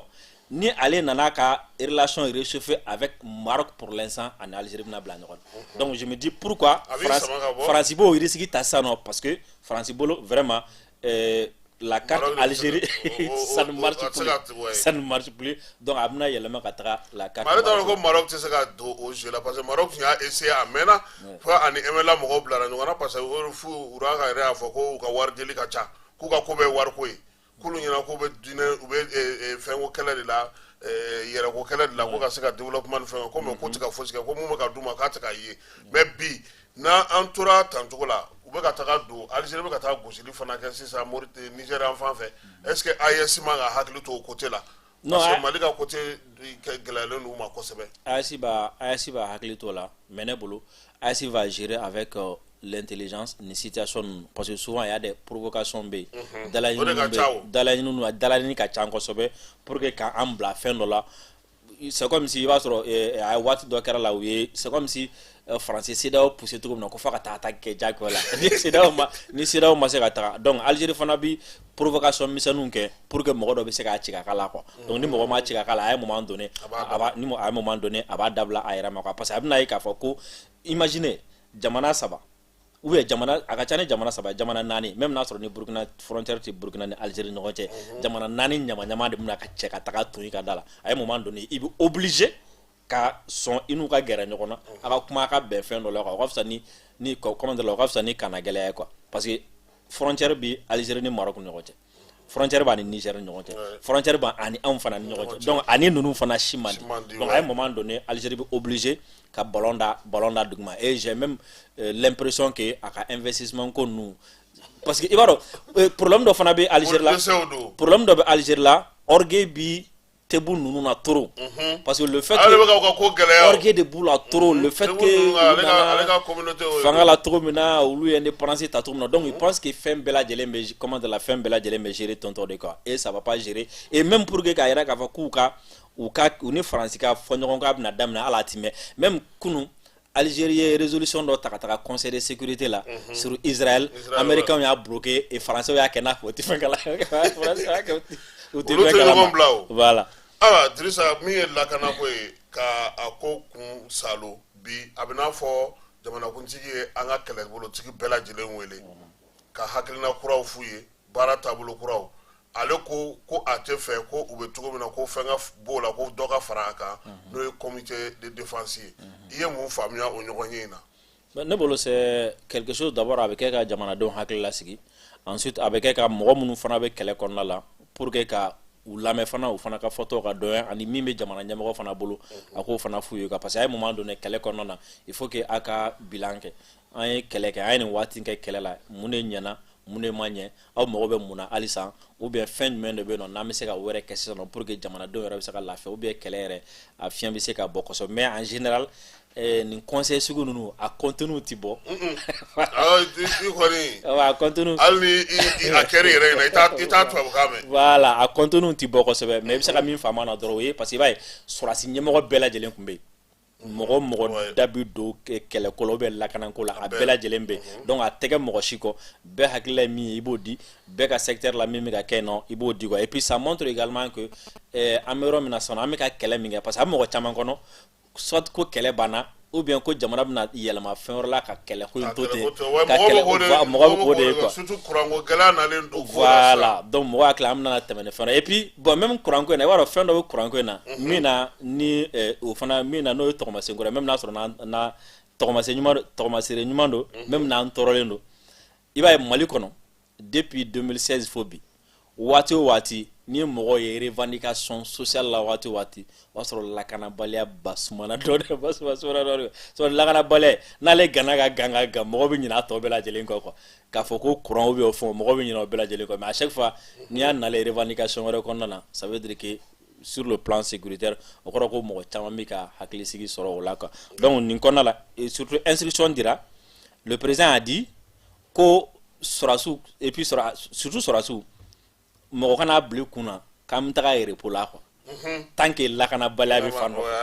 voilà k'a fɔ ko bon an ye Kidali minɛ ou bien an ye yanfɛla minɛ non an t'an bolo jigin dɛ dɔ de bɛ fara a kan ka taga tant que maliyɛn kelen bɛ yɔrɔ dɔ la ou bien a bolofɛn tɛ ka se ka lakana on va continuer ka kɛlɛ kɛ fo ka taga lafiya sɔrɔ. ayiwa an bɛna an ka baabu ta ko filanan hukumu kɔnɔna na n'o ye CEDEAO ye kabi a fɔra ko Mali bɔra CEDEAO la an bɛ ka mun mɛn o ye u bɛna segin kɔ décision min taara Ibrahim Traoré ko sigi kɔ t'a la Cani y'a fɔ mais Assimi ma kuma Assimi ye effort bila ka taga Alassane fɛ yen u k'a lajɛ n'u ye nin kɛ an bɛ se ka segin an kɔ e yɛrɛ bolo bi dɔn bɛ da kun jumɛn na CEDEAO ko in na parce que u bɛ k'u ka labɛn kɛ. CEDEAO ko la n bɛ fɛ k'a daminɛ de Ibrahim ka Ibrahim ka comment a ka hakili jigin quoi capitaine ka hakili jigin ni ma filin de la ka kuma en fɔ yan nɔ a ye jɔnya tile waati jɔn sugu fila minnu kun bɛ yen nɔ le fait que a hakili la jigin ko la so kɔnɔ jɔn minnu bɛ yen nɔ matigi kɛrɛfɛ n'olu ye a ka tobilikɛlaw a ka yɔrɔ furanikɛlaw ani minnu bɛ foro la n'olu ka baara ye babugu baara kalo saba saranta ye quoi bon waati min na ni jɔn ko bon vraiment a ka ɲi jɔnya an t'a la bilen yɛrɛ de ko an ka bɔ a la minnu bɛ matigi kɛrɛfɛ so olu ko a bɛ bɔ nin na a bɛ taa don mun de la sisan nɔ olu t'a dɔn ko fɛn wɛrɛ bɛ yen parce que olu bɛ matigi kɛrɛfɛ n'a ka fini kɔrɔla a b'o d'olu ma n'a ye dumuni min kɛ olu b'u tɔ dun et puis kungokɔnɔmɔgɔw n'o murutira a bɛ sokɔnɔmɔgɔw de bila olu bɛ taa kungokɔnɔmɔgɔw ci quoi donc ko a bɛ bɔ nin na a bɛ taa min taa yɔrɔ t'aw la so t'aw bolo an ka to nin kɔnɔ yan non minnu bɛ kungo kɔnɔ olu ko non ko an tɛ se ka to nin kɔnɔ donc olu kɛlen k'a fɔ k'an tɛ to olu murutire sokɔnɔ jɔn ninnu fana taara don jɔntɔw cɛla sisan nɔ quoi u bɛ k'aw nɛgɛ u bɛ ka taga n'a ye so t'aw bolo aw bɛ taga yɔrɔ min na dumuni t'aw bolo aw bɛna min dun an ka to nin kɔnɔ na effectivement CEDEAO bɔlen fana c'était la même chose quoi minnu bɛ yen nɔ ni u système min b'olu arranger CEDEAO ka ko b'olu arranger an bɛ ka taga ni système ye jɛn tan ni fila yakuba ko wari ninnu bɛɛ ma bi o CEDEAO kɛlen ka communication bɛɛ bila sen kan Mali Burkina Niger a opposant fanba bɛɛ a bɛɛ sera Abuja ka ban samedi sommet olu bɛ t'olu la kuma cogo di sisan o tɛ erreur ya a ka jugu erreur est-ce que olu mana bɔ yen u bɛ se ka segin ka na Bamakɔ yan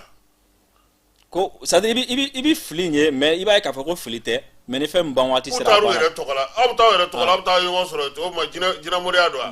wa i m'a faamu wa ni fɛn min ban waati sera i b'a sɔrɔ ale fili min tɛ denmisɛnninw sɔrɔ a b'aw cɛkɔrɔba comment dire la a bɛ aw cɛkɔrɔbaw sɔrɔ quoi donc CEDEAO parce que n'u ye ninnu yɛrɛ wele est-ce que u t'u ka chance dɔgɔya yɛrɛ c'est-à-dire on dirait ni mɔgɔ ye kojugu kɛ ka se niveau sugu dɔ la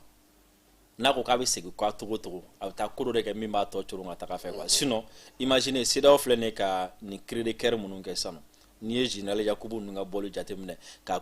commission président ka discours jateminɛ ka mɔgɔ wɛrɛw ka discours jateminɛ i b'a ye k'a fɔ tiɲɛ yɛrɛ la CEDEAO tɛ yen ni AES bɔra a la CEDEAO tɛ yen bilen o kɔni an kana ɲɔgɔn nɛgɛ o la yɛrɛ voilà CEDEAO tɛ yen bilen mais malgré tout olu bɛ k'a fɔ k'u b'a dilan waati min na u bɛ ka tila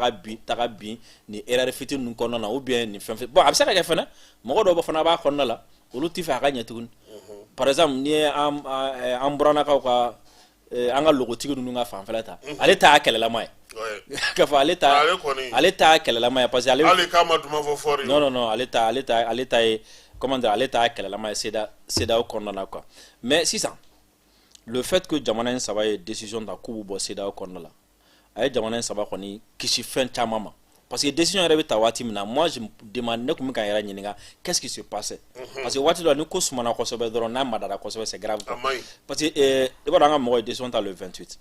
CEDEAO kun kan ka taga Niger le 25 le 23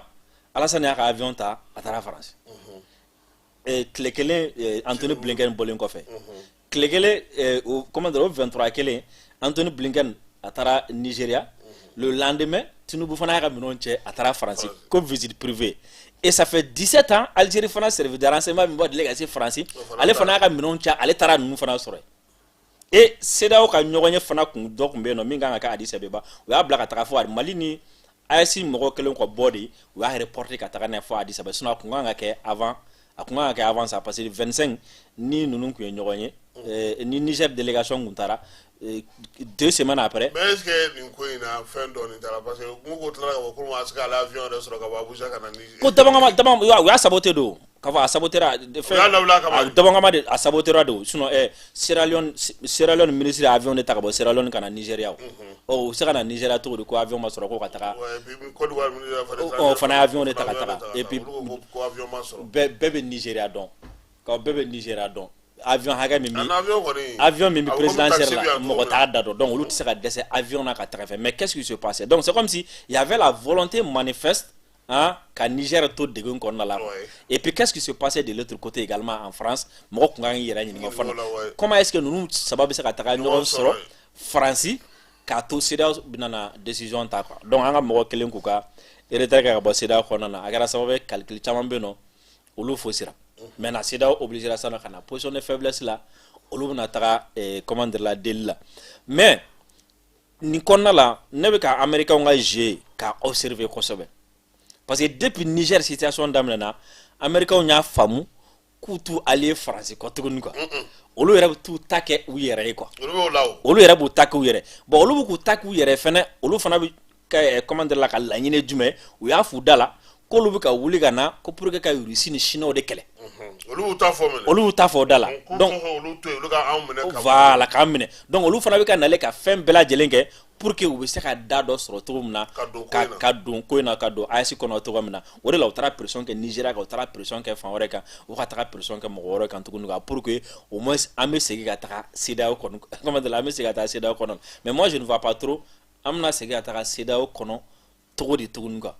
parce que i kunkolo ye jara siɲɛ kelen ma est-ce que i kunkolo sɔrɔ cogo di surtout que nin wagati in na u yɛrɛ bɛ ka mun kɛ ka taa fara a kan n'o y'a sɔrɔ opposants taara parce que kuma don a mɛnna cogo min na fana i b'a dɔn k'a fɔ ko u kɔni tun ye lajɛ dɔ kɛ Côte d'Ivoire u dogo ka taa Coupe d'Afrique hukumu kɔnɔna ka taa lajɛ dɔ kɛ u kɔni ko dɔ kɛ parce que a mɔgɔw bɔra an yɛrɛ fɛ yan a dɔw bɔra Burkina dɔw bɔra Niger u ye ɲɔgɔn sɔrɔ comme Coupe d'Afrique hunwahun kɔnɔna u ye ɲɔgɔn yew ni fɛnw kɛ ka kuyaraw ni fɛnw labɛn mais mɔgɔ kun t'a dɔn k'a fɔ ko i ye min fɔ ko date minnu tun bɛ yen k'olu bɛ bɔ a ma bon sisan n t'a dɔn n'a sɔrɔ u ye o kelen u ye min décider Abidjan n'u taara o kelen lawale n'u bɛna t'o de kelen lawaleya ka taa kɛnɛ kan parce que n y'a mɛn k'a fɔ ko k'u bɛna fɔ ko ouverture de parole pour des assistants ou des observateurs de n t'a dɔn a ko bɛna kɛ cogo min na u bolo n'i ka kibaruya bɛ dɔ b'a sɔrɔ a kan. Bon ok wala tɛ n bolo mais j'ai l'impression que jusqu'à présent CEDEAO mɔgɔ caman bɛ yen nɔ ils sont pas conscients que k'a fɔ ko an ka autorités sira dɔ ta u tɛna segin tuguni quoi u t'o dɔn parce que u ni tagakun olu bolo an ka autorités bɛna mɔgɔ dɔ bila ka taga ninnu fana bɛ taga u t'u sigi bon on va lever les sanctions on va faire ça faites un gouvernement d'union nationale a ye karisa don a kɔnɔ a ye karisa don olu b'o de kɛ kuma bɛɛ quoi donc a ye continuer ka taga n'a ye quoi alors que olu dun t'a dɔn k'a fɔ ko ninnu mɔgɔ minnu yɛrɛ tagatɔla filɛ nin ye Abuja u yera yen nɔ o u tɔgɔ de mɛnna yen nɔ o a bɛɛ kɔni ka fisa kuma yɛrɛ dilen u ma yen quoi segi ko i m'a fɔ ba i bɛ taa n'a taw ye fɔlɔ na olu ka kan i bɛ taa n'a taw ye fɔlɔ na dɛ Kasimi i bɛ ko ka dilen ma maa wɛrɛ kɔni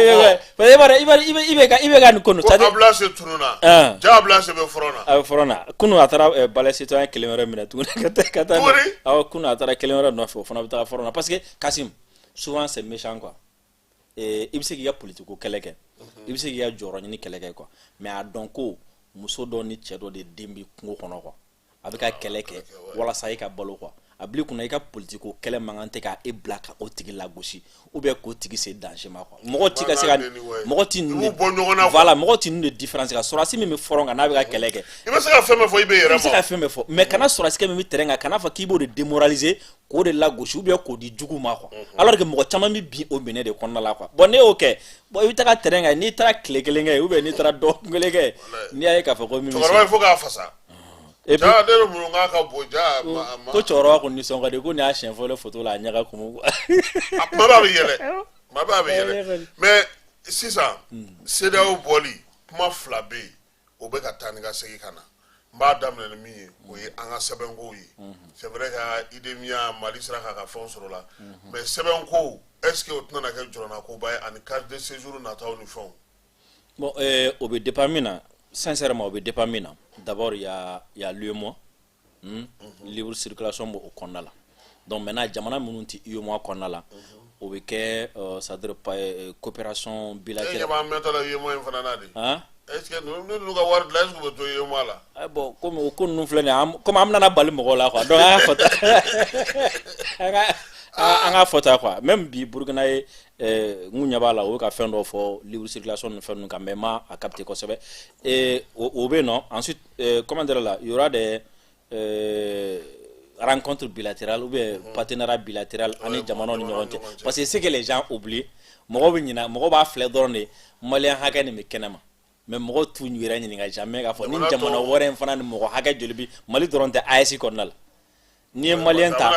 awɔ n'i ye maliyɛn ta ko maliyɛn hakɛ nin bɛ Côte d'Ivoire i b'a sɔrɔ ni jamana in saba fara ɲɔgɔn kan Ivoirien hakɛ min bɛ yen nɔ bɛrɛ t'a jɛ o la quoi donc diyagoya de don ni n ka jamanadenw bɛ tigi fɛ yen nɔ d'abord même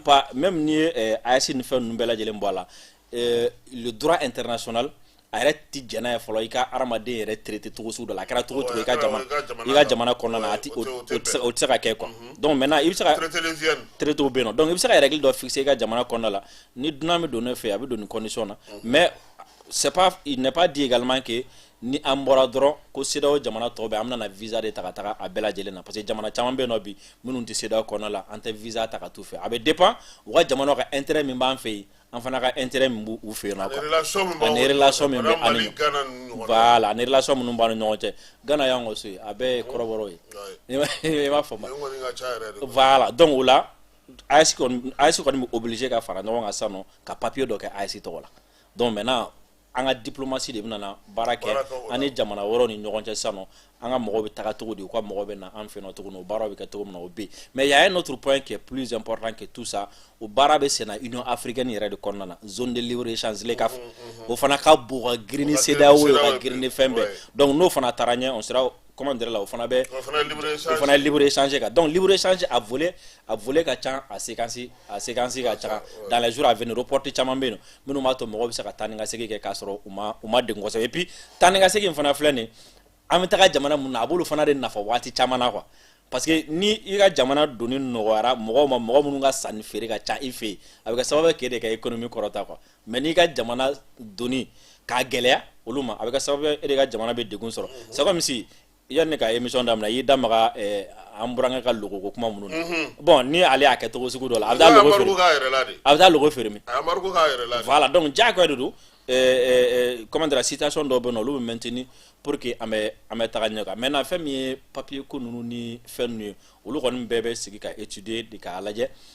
c'est vrai an ka donniw b'an bolo maintenant CEDEAO kɔni CEDEAO passeport diyagoya kɔni don an bɛ CEDEAO passeport bila soit an bɛ AES passeport de bɛ kɛ nɔ comme confédération ko bɛ sen na maintenant confédération bɛna taga sur quel point pour l'instant o ma défini fɔlɔ donc a bɛ se ka kɛ an bɛ taga ni passeport AES ye ou bien jamana kelen-kelenna bɛɛ lajɛlen bɛ se k'a ka passeport dilan et an bɛ voyager ni olu ye fo président ka sommet ka kɛ Dirisa fɔ filanan tun ye min ye o ye k'a fɔ ko c'est vrai CEDEAO tɛ wariko ɲɛnabɔ mais pour ka BCEAO o bɛ Sisoko de k'i sen don CEDEAO ka ko la ka jaratigɛli kɛ ka mɔgɔw ka wariw minɛ i n'a fɔ min kɛlen don Niger la nin wagati in na bon comme an kun sera niveau dɔ de la où sariya fɛn o fɛn tun bɛ règle fɛn o fɛn tun bɛ yen nɔ a bɛɛ de taara k'a bɛɛ bila kɛrɛfɛ quoi i m'a faamu c'est comme si waati min na comment dire la o bɛ na anw fɛ yen nɔ waati min na jɔnya bɛ daminɛ waati min na bulle pontificat min kɛra c'est à dire ka yamaruya de dir'u ma a ye taga a bɛ se ka ninnu bila jɔnya la sira o sira kan a bɛɛ yamaruyara d'ailleurs k'a fɔ ko ala jɛna n'a yɛrɛ quoi i m'a faamu donc o ɲɔgɔn de voilà o ɲɔgɔn de tun bɛ CEDEAO fana bolo kan donc a ye ninnu koron ka na n'u ye a kɛra sira o sira ye quoi sinon CEDEAO texte bɛɛ lajɛlen b'a dɔn fo Bazoum yɛrɛ de bɔra k'a fɔ ko hey a bɛ k'a fɔ k'an ka embargo da mɔgɔ kan a t'an ka texte la ale da y'a fɔ mais u nana embargo kɛ anw kan ka tila ka BCEAO min ni BCEAO yɛrɛ ka texte tɛ jɛ ni a ye président dɔ ka injonction di a ma ou bien fɛn dɔ ka injonction d'a ma o yɛrɛ tila ka taga tuguni k'anw ka compte ka geler UEMOA pareil UEMOA min a tɛ jɛ n'a ye UEMOA a ka session kɛ jamana la jamana min tɛ UEMOA kɔnɔna la olu taar'u sigi Ghana k'anw sanctionner donc c'est comme si u kun bɔra u ka sira kun tɛ sariya la et puis u ye min kɛ ne bɛ fɛ de an ka juristes an ka jamana in saba tɔgɔ la avocats u ka nin yɔrɔnin u ka a lasama quoi parce que c'est crime contre humanité donc le fait que ka mɔgɔw la kɔngɔ walasa k'i sago sɔrɔ la a ti bɛn kɛlɛ tan kɔnɔna na a ti bɛn même ni kɛlɛ tɛ yen a ti bɛn alors que CEDEAO ye embargo min kɛ Niger kan même min kɛra Mali kan a bɛ se ka kɛ crime contre l'humanité donc parce que CEDEAO ye dumuni bali ka don Niger ka ji bali ka don ka fura bali ka don donc c'est comme si CEDEAO tun bɛ ka kɔngɔ de utiliser ka Nigériens la kɔngɔ walasa ale bɛ se k'a sago sɔrɔ donc alors que au la droit international là ça fait partie des crimes contre l'humanité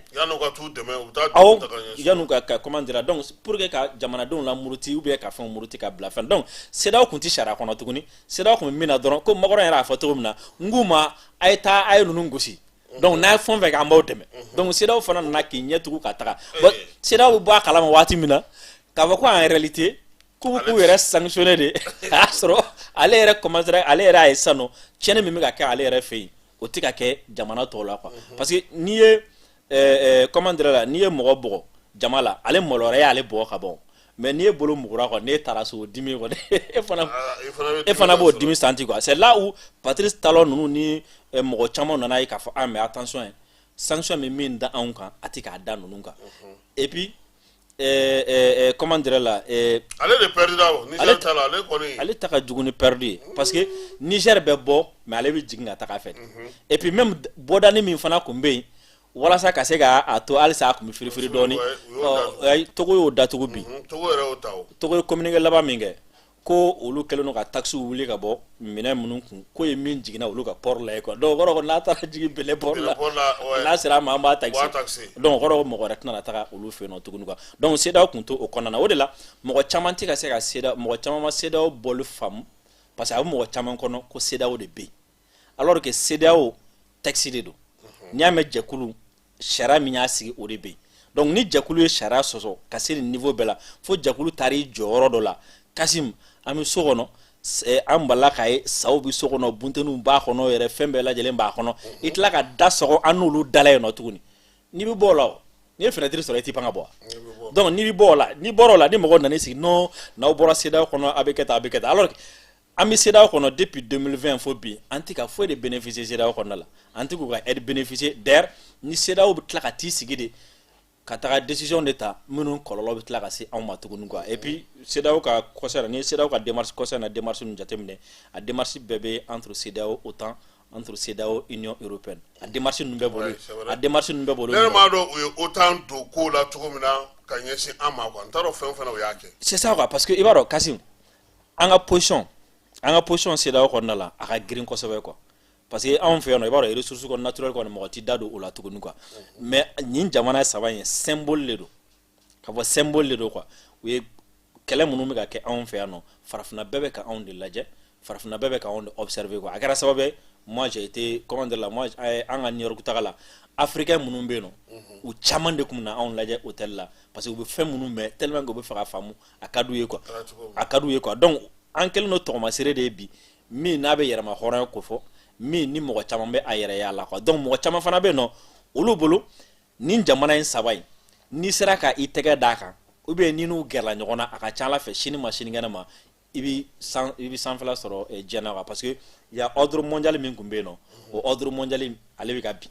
maintenant ordre mondial wɛrɛ de bɛ ka wuli sisan nɔ ordre mondial fana i b'a jateminɛ à chaque fois ni ordre mondial dɔ bɛ bin ni dɔ bɛ wuli i b'a sɔrɔ injustice kɛlɛ de fanga ka bon a la kosɛbɛ donc anw dun an b'o kɛlɛ la yan nɔ donc mɔgɔ caman bɛ fɛ ka i tɛgɛ da anw kan ou bien i ni anw ka gɛrɛ ɲɔgɔn na donc a kun b'u kɔnɔ ko à travers la CEDEAO u bɛna se ka an minɛ ka segin n'a ye quoi ils ont vu que cela o tɛ se ka marcher tuguni quoi mais fɔlɔ a kun bɛ kɛ ni CEDEAO sera nɔ CEDEAO ma k'a nɔ jamana dɔ kun t'a dɔn a la mais cette fois-ci il y a un corps étranger min bɛ yen o fana kangaralen don olu fana ni ɲɔgɔn cɛ ni o ye Russie ye quoi donc u bɛ fɛ ka fɛn bɛɛ lajɛlen de kɛ parce que olu kun ka mɔgɔ ninnu bɛ baara kɛ ni stratégie minnu ka kɔrɔ c'était de passer par le chaos à chaque fois pour que ka fɛnw yɛlɛma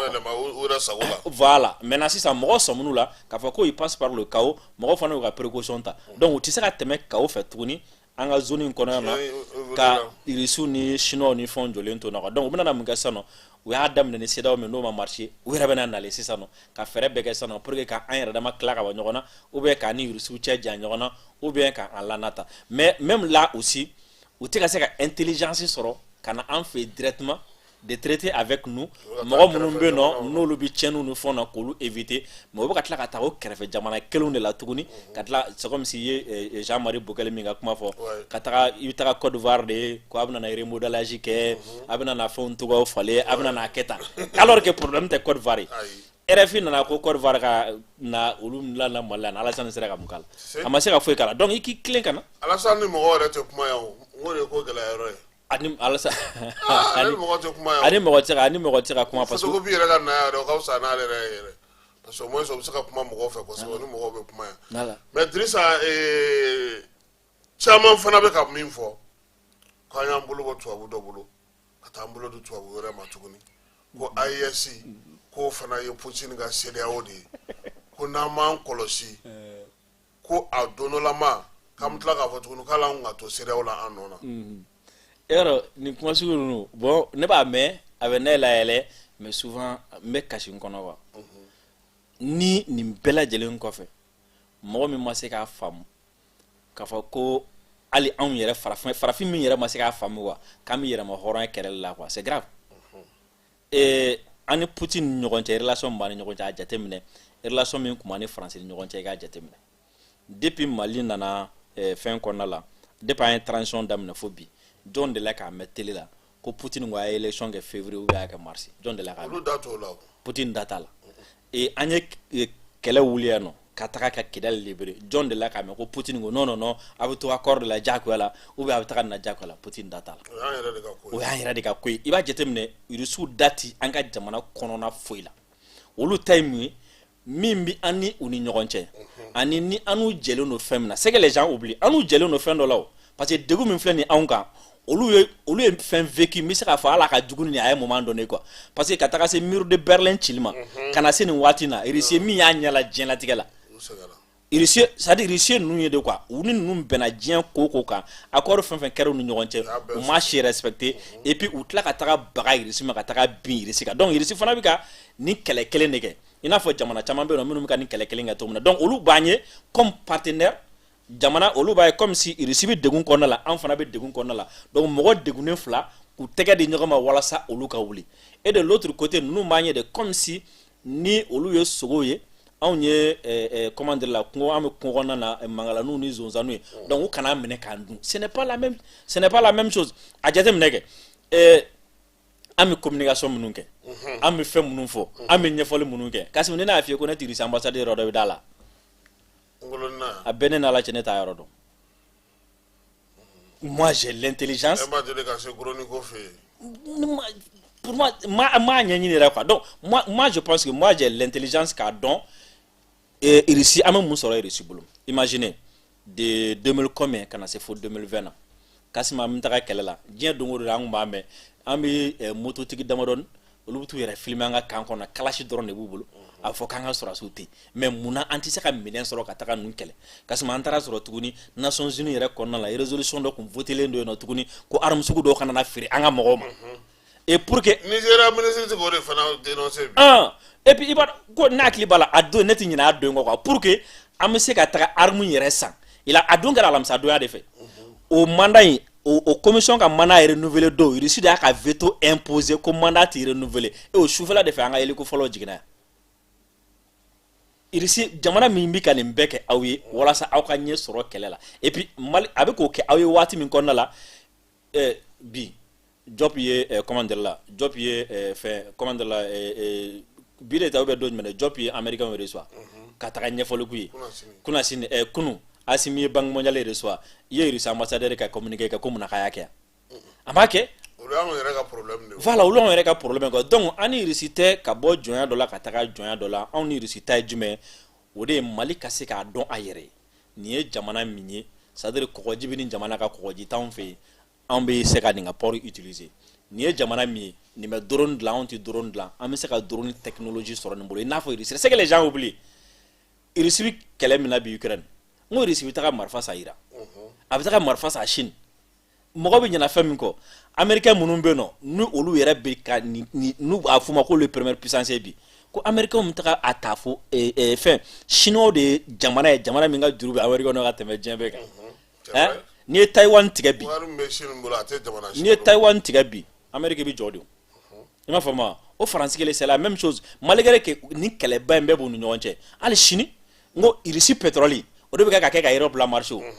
u bɛ taga Russie b'a feere Inde ma Europe bɛ taa san Inde bolo parce que ko olu ye Russie sanctionné k'olu tɛ Russie ka pétrole san mais u bɛ taa san Inde bolo n tɛ nalomaya yɛrɛ aw bɛ taga san Russie parce que Russie ko sa k'ale fana bɛ feereli kɛ ni euro de ye ok i tɛ se ka dollar ale tɛ dollar u ye min kɛ o fɛn kelen k'a fɔ k'u bɛ Russie sanctionné parce que ni Russie bɛ pétrole feere u ma sisan nɔ par exemple an ka kɛ Russie bɛ pétrole feere olu ma 100 quoi donc k'u tɛ Russie ka pétrole san Russie ko foyi Inde fana kewara ale fana bɛna sisan nɔ pétrole mun feere Europe ni fɛn tɔnu ma ale bɛna san 100 quoi donc Europe bɛ taa san ale wolo 300 300 quoi donc diɲɛ na bɛɛ b'a mago ɲɛ ɲɔgɔn bolo de quoi et puis mɔgɔ k'a dɔn k'a fɔ ko même nin kuma ninnu yɛrɛ bɔyɔrɔ de b'a la fɔlɔ mɔgɔ minnu tun b'an filɛ ko an man kekun kosɛbɛ k'an ye jɔn de ko an tɛ se ka fɛn ɲɛ an yɛrɛ olu de b'a bila u kunna waati o waati ko waati o waati fo fa dɔ de kan kan na an bɛ taga an sɛmɛ fa min. mais est ce que o ma don mɔgɔw kun na parce que mɔgɔw ɲɛ bɔ o de la an ka i b'a jateminɛ hali ko mana gɛlɛya kuma o kuma i bɛ min fɔ i ka kuma daminɛ jɔn minnu bɛ masakɛ kɛrɛfɛ ani minnu bɛ kungo kɔnɔ olu ka hakilinaw tɛ kelen ye parce que anw fɛ yan anw b'a dɔn k'a fɔ ko diɲɛ taabolo wɛrɛ bɛ yen min tɛ faransi ninnu ka kulu ye o b'an ka mɔgɔ caman de kunna parce que mɔgɔ baden b'a ɲini k'a fɔ de ni nin kɛra tan nin bɛna na kɛ tan cogo ni nin kɛra tan nin bɛna na kɛ tan cogo nin bɛ se ka kɛ cogo de la mais bi est ce que e yɛrɛ ka jateminɛ na an bɛ ka transition bɛ ka taga AES ko CEDEAO ko ni fɛn ninnu est ce que a sigilen don kolo kan wa. Bon, ne bolo AES là au niveau institutionnel c'est solide. Président ni ɲɔgɔn cɛ c'est solide. Militaire ni ɲɔgɔn cɛ c'est solide. Voilà. Maintenant peut-être ni fɛn bɛ yen nɔ min dans les jours à venir ni o kan ka labaara o ye jumɛn o ye société civile ta yɔrɔ ye mais i b'a dɔn société civile fana i b'a dɔn problème ba b'olu la. Société civile wele ni société civile ko kuma welela waati o waati ko ka nin fɛnw kɛ o waati dunnikɛlaw ni ɲininikɛlaw ni munikɛlaw bɛɛ bɛ t'u sen don a la quoi alors que ale de expert ka ca ni yɔrɔ bɛɛ a ka ca ni fɛn bɛɛ alors que ale de kan ka dilan kosɛbɛ ka tɛmɛ yɔrɔ caman kan par exemple sisan nɔ n'i ye Mali ta ka Burkina ta ka Niger ta i b'a sɔrɔ Mali ni Burkina ni Niger tagabolo dɔ bɛ bɛɛ la faamuyalikɛcogo dɔ bɛ bɛɛ la maintenant société civile ka teli ka fɛn dɔ maîtriser par exemple n'i ko k'i bɛ Mali ni Burkina bila ɲɔgɔn na sisan ou bien k'i bɛ Mali ni Niger bila ɲɔgɔn na société civile de bɛ se k'a kunbɛn président kɛ man di k'a kunbɛn quoi voilà maintenant ni voilà donc maintenant ni société civile donna ɲɔgɔn na sisan quoi o bɛ se ka o par exemple i n'a fɔ u ye min essayer ani Mauritanie ni ɲɔgɔn cɛ ka ni Mauritanie taara don jeu wɛrɛ kɔnɔna la dɛ nin ye nin don tan nin ye nin bɔ donc société civile bɛ se ka o baara kunbɛn quoi dal tagalen ɲɛfɛ n'olu nana mais pour l'instant comme n ti jamana tɔ dɔn Mali société civile ko kuma ka ca ni a kuma ka ca ni Dirisa dɔ bɛ yan o ko ko a y'i ka bɔli dɔ lajɛ k'i tun bɛ ka intelligence nafa fɔ nafa jumɛn de bɛ intelligence la. Intelligence ya an ye min minɛ Gao mara la kasi m'imaginer i m'a ye Burkina ye décision dɔ ta commune artisanale ninnu ko k'a bɛɛ exporter ko k'a jɔ fɔlɔ parce que mɔgɔ minnu bɛ taa sanu bɔ e t'a tigi dɔn n'a y'a bɔ a bɛ taa feere mɔgɔ ma e t'a tigi dɔn a sanu bɛ bɔ a bɛ taa di mɔgɔ min na e t'a tigi dɔn e dun bɛ kɛlɛ de la donc c'est comme ça en quelque sorte i ka kɛlɛ bɛ ka financer i sigilen kɛrɛfɛ i hakili t'a la quoi donc le fait que ni i sera ka nin mini ninnu filɛ nin ye ka par exemple min misaliya dɔ d'i ma ne y'a ye centre kɔnɔna la waati dɔ kɛla la ne ye ɲininkali dɔ fɛ ne y'a ye centre kɔnɔna la denmisɛnnin ninnu tun bɛ wuli parce que u y'a ye marifa ni marifa b'i bolo i fanga b'i la olu tun t'a ye terrorisme ya nɛgɛ dɛ bandiya yɛrɛ nɛgɛ denmisɛnninw tun bɛ wuli sanu quoi u tun bɛ taga damanda la n'u taara damanda la n'u ye sanu dɔɔni sɔrɔ quoi u ye saneli kelen ni kalasi kelen san quoi u bɛ segin ka na quoi centre kɔnɔna la yen nɔ quoi olu y'u ta kɛ mɔgɔw attaquer quoi donc o ye minnu fɛ ka bandiya fitinin kɛnɛ donc imagine ni mini ninnu tun bɛ groupe armé ninnu terroriste ninnu a tun b'olu de ka mara la donc olu bɛ sanu bɔ u bɛ taga kɛ ka marifa san u bɛ sanu bɔ u b'a kɛ ka mɔgɔw recruter c'est comme si u bɛ ka Mali dugukolo sanu bɔ ka tila k'a kɛ k'an ka sɔrɔdasiw yɛrɛ kɛlɛ tuguni quoi donc n'i ye nin minɛ ninnu na sisan n'i ye nin minɛ ninnu sera ka min ninnu contrôle sɔrɔ sisan nɔ donc o ye terrorisme a source de financement i ye caman bɔ a la narcotrafiquants olu ka source de financement i ye caman b'o la fana quoi ensuite a mini ninnu yɛrɛ la par exemple intiliti ou bien tɔgɔ ninnu tɛ to kɔnɔ kosɛbɛ imagine a yɔrɔ in na n ye reportage dɔ lajɛ mɔgɔ min bɛ yen nɔ a damanda ninnu na quoi c'est des centaines de c'est des milliers de personnes donc a milliers de personnes na mɔgɔ i t'u ka nationalité bɛɛ tun b'a la presque donc mɔgɔ dɔ bɛ se ka kɛ damabɔla ye tile fɛ mais sufɛ terroriste don mɔgɔ dɔ bɛ se ka kɛ damabɔla ye tile fɛ mais sufɛ informateur don quoi donc n'i sera ka yɔrɔ contrôle sɔrɔ non seulement source de financement bɛ tigɛ terroriste la mais a bɛ tila ka kɛ source de financement ye jamana fana bolo ka a yɔrɔ ninnu développer ka industrialiser. Ayiwa intelligence nafa kɔni ka bon parce que n'i ye Gawokaw yɛrɛ ɲininka olu yɛrɛ tun bolo ko a tɛ sɔrɔ tuguni yɛrɛ olu bɛɛ lajɛlen tun y'u jigi bɔ a kan k'a fɔ k'a sababuya kɛ min ye fɛn kɛcogo ye mais CEDEAO ni an ka jamana ninnu c'est vrai que décision taara baaraw bɛ ka kɛ lawaleyaliw bɛna kɛ sen na an ka mɔgɔ minnu bɛ institution ninnu na dun olu ka ko bɛ cogo di parce que n y'a ye k'a fɔ déjà Mali baarakɛyɔrɔ bɛɛ lajɛlen na u ye CEDEAO drapeau tunun ka bɔ yen pewu CEDEAO drapeau tɛ bureau fosi kɔnɔ tuguni. D'accord o ye Mali ta fanfɛla fɛ comme Mali ka retrait Mali ka retrait de Mali ni Burkina Niger an ka retrait avec effet immédiat donc an bɛ se k'an ka mɔgɔw rappeler ka na à tout moment donné mais CEDEAO tɛ se k'an ka mɔgɔw gɛn CEDEAO obligé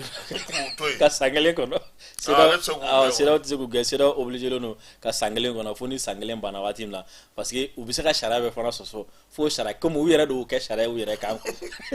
O ye sariya. Et puis a daga d'u la dɛ. O daga d'u la parce que o b'a to u bɛ se ka ko wɛrɛ ko kɔnɔna na voilà donc voilà o t'olu kɛ san kelen u b'o to nɔ et puis o fana kɔnɔna la et puis fɛn fɛn mesure de répression ye CEDEAO tɛna a si kɛ tuguni quoi même n'an ka mɔgɔw ko k'u bɛ taa i b'a ye CEDEAO bɛ na ka deli kɛ non non ko k'an ka mɔgɔw to yen fɔlɔ ainsi de suite mais n'an ni CEDEAO kɔni farala obligatoirement an ka mɔgɔw bɛ bɔ institution kɔnɔna la fura t'o la institution fɛn fɛn bɛ yen nɔ n'o ye CEDEAO tɔgɔ la an ka mɔgɔw bɛ bɔ o kɔnɔna na o yɛrɛ la i b'a ye an ka sigi laban min kɛra Burkina fɛn min ye AES yɛrɛ kan ka institution minnu sigi sen kan voilà baara kan ka kɛ olu kumaw kɛra jamana bɛɛ kan ka responsabilité min assumer kɔnɔna la olu fana kumaw kɛra on ne sait jamais peut-être a fɔra ko ɲɛmɔgɔ bɛna n'a bila cogo mais o ma kɛ fɛn girimanba ye parce que y'a k'a fɔ ko ministre ka ɲɔgɔn ye ani président ka ɲɔgɔn ye o y'o dɔrɔn de proposer a komi CEDEAO ka fɛn minnu ka ca cogo min mais est-ce que bi ni i ye nin ko in ta cogo lajɛ c'est vrai que mɔgɔ caman tɛ k'a kuma fɔ jɔyɔrɔ min bɛ fort la bi ka kuma ɲɔgɔnya kɛ a sen kelen bɛ AES la a sen kelen bɛ CEDEAO la i ye coup d'état kɛla in bɛɛ lajɛlen jateminɛ ale ni olu bɛ ɲɔgɔn faamuya o bɛ se ka kɛ cogo di k'i to CEDEAO fana kɔnɔna na non a bɛ se ka kɛ k'i to CEDEAO commande la a bɛ se ka kɛ k'i to CEDEAO kɔnɔna la parce que i b'a dɔn c'est comme si Mali ye AES ye opportunité de CEDEAO yɛrɛ kɔnɔmɔgɔ caman ma u k'u assumer parce que i b'a dɔn CEDEAO kɔnɔna gɛlɛyaba tun bɛ a kɔnɔna la isophone anglophone ani francophone ni ɲɔgɔn cɛ o gɛlɛyaba tun bɛ a kɔnɔna la maintenant francophone de ka jɔnya baara tun ka bon kojugu mais kɔsa fɛ après anglophone damadɔni bɛ yen nɔ c'est comme si ni mɔgɔ min nana CEDEAO président en exercice la waati min na n t'a dɔn o tigi bɛ fasa de wa ou bien tatiɲɛ sugu min b'ale sɔrɔ a Tinubu ta ka jugu a bɛɛ ye yeah sinon ni mɔgɔ min ma foyi faamu Tinubu la ni mɔgɔ minnu hakili bɛ Buhari ni Alassane ka kɛlɛ la ECO ko la Buhari de ko non non non olu tɛ se k'u ka naira bila kana don jɔnya la Alassane nɔfɛ franc CFA kɔnɔna la yeah mais après ni nalen nin na sɔn a bɛna tila ka fɛ donc o gɛlɛya b'u ni ɲɔgɔn cɛ CEDEAO kɔnɔna la ensuite bibi na CEDEAO kɔnɔna la n'i y'a ta Alassane ani Tinubu c'est des alliés de circonstance sinon u ti u ti fankelen fɛ an yɛrɛ ka fɔyɔ dalen ale tɛ ka kuma fɔyɔ n t'a dɔn ni fɔyɔ bɛ bɔ a ka nin baara in na dɛ ale fana sɛgɛnna fɛ Ghana aussi pareil olu fana Ghana fana madara dɛ Ghana madara parce que lui il a des sérieux problèmes ale coup d'état a raté fo siɲɛ fila donc a fana bɛ k'i hakili sigi parce que problème ye min ye ni i yera kosɛbɛ k'i bɛ ka Mali kɛlɛ ou bien k'i bɛ ka Burkina kɛlɛ quoi diɲɛ bɛɛ de bɛ malankolon filɛ quoi donc i ka jamanadenw yɛrɛ bɛ commencer ka tigɛ la i m'a faamu parce que jamanadenw bɛ en phase o de ye point fana ye min c'est ça o de ye intérêt quoi donc o gɛlɛyaba bɛ CEDEAO yɛrɛ kɔnɔna la et puis n'i ye Patrice Talon ka discours ninnu jateminɛ c'est comme si Patrice Talon bɛ k'a fɔ de ko an jɛra ka fɛn min kɛ ɲɔgɔn fɛ bi ne kelen dɔrɔn de bɛ ka conséquence subi i m'a faamu wa donc ayi ne tɛna mais quelque part min na ne tɛ Patrice Talon jate kosɛbɛ au même au moment ale bɛ ka Faransi sɔrɔdasiw lajigin a fɛ caman non ale tɛ n'i y'a ka kuma jateminɛ Patrice ka problème min ye économiquement degun min bɛ k'a sɔrɔ quoi ale ka problème o de ye quoi wari ɲinina fana don voilà ale ka problème ye degun min bɛ k'a sɔrɔ quoi parce que comme u bɛɛ de jɛra k'an sanctionner ɲɔgɔn fɛ mais a kɔlɔlɔ bɛ ka bin ale kan a bɛ kɛ Macky Sall ni Alassane anw ka waati la voilà donc c'est comme si ale ka position jumɛn bon désormais n'an bɛ ko wɛrɛ kɛ tuguni quoi an ka tilan quoi an ka tilan a kɔlɔlɔ kana bin ne kan quoi donc ale fana bɛ ka dun bɛ ka Faransi dayɛlɛ Faransi k'a ka sɔrɔ Faransi sɔrɔdasiw caman lasigi a fɛ si parce que lui là problème min b'ale fɛ yen Faransi y'a sɔrɔ déjà quoi assise politique o t'ale la yeah politiquement a n'a ka mɔgɔw ka commencer ka bila fangaba t'a la bon n'u Faransi dun y'a dɔn ko fangaba t'i la politiquement u bɛ to ka taa marifatigiw bila u bɛ taa marifa ci ka frontière la quoi donc politique mɔgɔ t'i kɔ i fana bɛ ka attaquer yen fɛ donc i bɛ boli i bɛ t'i nɔrɔ ninnu na comment dire i bɛ t'i nɔrɔ ninnu na sisan donc ale ta ye comment dire ale b'o position donc CEDEAO ka fɛkɛ CEDEAO kɔnɔna ka fɛkɛ bɛnba tɛ CEDEAO kɔnɔna la mais est-ce que barika yɛrɛ bɛ Talon na tuguni parce que n'i y'a kumakan lajɛ a bɛ komi n'a fɔ mɔgɔ min bɛ k'a fɔ a ye na biriki ta ka bɔ n disi kan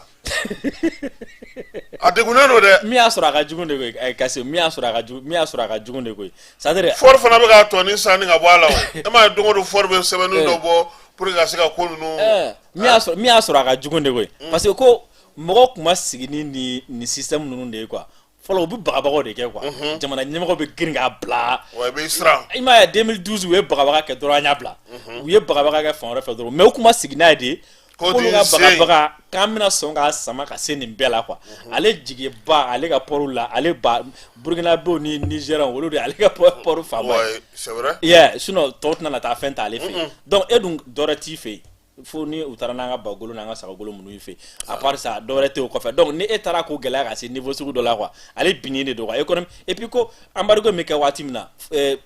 Talon avait plus de 6000 ressortissants minnu bɛ comment dire la Niger ni ɲɔgɔn cɛ frontière la minnu ye tile damadɔnin kɛ yen nɔ u tɛ se ka taa ɲɛfɛ u tɛ se ka segin kɔfɛ u n'u ka camion n'u ka fɛnw bɛɛ lajɛlen chargelen don quoi donc et puis port min bɛ yen nɔ a bɛ kɛ sababu ye mɔgɔw bɛ taa ni ka segin min kɛ yen chauffeur bɛ dɔ sɔrɔ a la yen fɛnw bɛɛ lajɛlen bɛ donc o kɛra sababu ye k'ale comment dire la k'ale mago sa quoi donc ale ɲɛ b'a la o problème b'ale da la donc ale tɛ se k'i tilen ka taga tuguni ni mɔgɔw hakili b'a la yanni Macron ka taga fɛn nɛgɛ an balo nɛgɛ an balo ni Alassane kun bɛ ɲɔgɔn na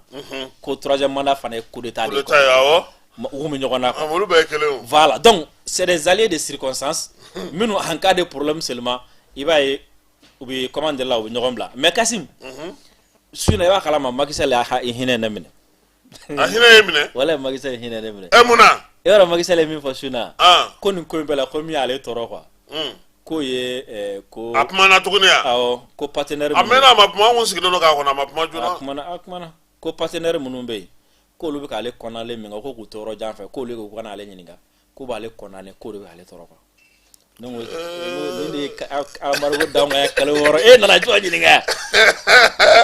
jaa ka jugu dɛ awɔ condamnation minnu fɛn minnu kan o de bɛ k'ale tɔɔrɔ o y'ale tɔɔrɔ bi parce que ko partenaire la i tɛ nin kɛ partenaire la i bɛ na de kana ɲininka mais k'u bɛ k'u tɔɔrɔ jan fɛ ko k'ale juger Macky a dun t'a bila o Macky t'a bila koyi Kasim dɔ dɔwɛrɛ an b'o kuma tɔ ɲɛfɔ mais bi Macky ye min fɔ bi t'a lamɛn quoi t'a lamɛn i b'a jateminɛ i bɛna ye dɔrɔn k'a fɔ ko ayi an ka président ninnu président tɛ walayi président tɛ Macky ye min kɛ i b'o dɔn wa Macky tun bɛ fɛ Wadi denkɛ de ka na Wadi denkɛ de nana ye jɔn ko Ala tant que Sonko ninnu bɛ ale tɛ se ka tɛmɛ donc deal min tɛmɛna ale ni Macky cɛ ale fana de y'i cun ni Macky ye k'a ka nationalité kɛ 2 ye k'i yɛrɛ ɲini parce que ale b'a dɔn défaite don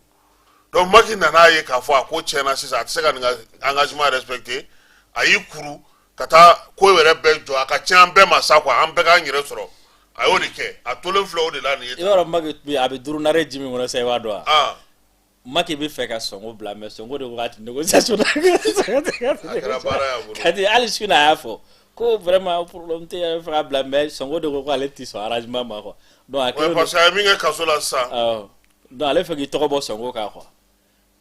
Yeah, ko bɛna loi d'amnistie dɔw ta ko ka. U b'o de ɲini na u bɛ k'o de kɛ o. Sonko fana bannen don. mais ni Sonko bɔra tan ni cour constitutionnel tora a ka sira in kan tan a tɛ se ka kɛ candidat ye o. U bɛna loi d'amnistie de ta o. o la u bɛ segin élection labɛnni bɛɛ ka segin.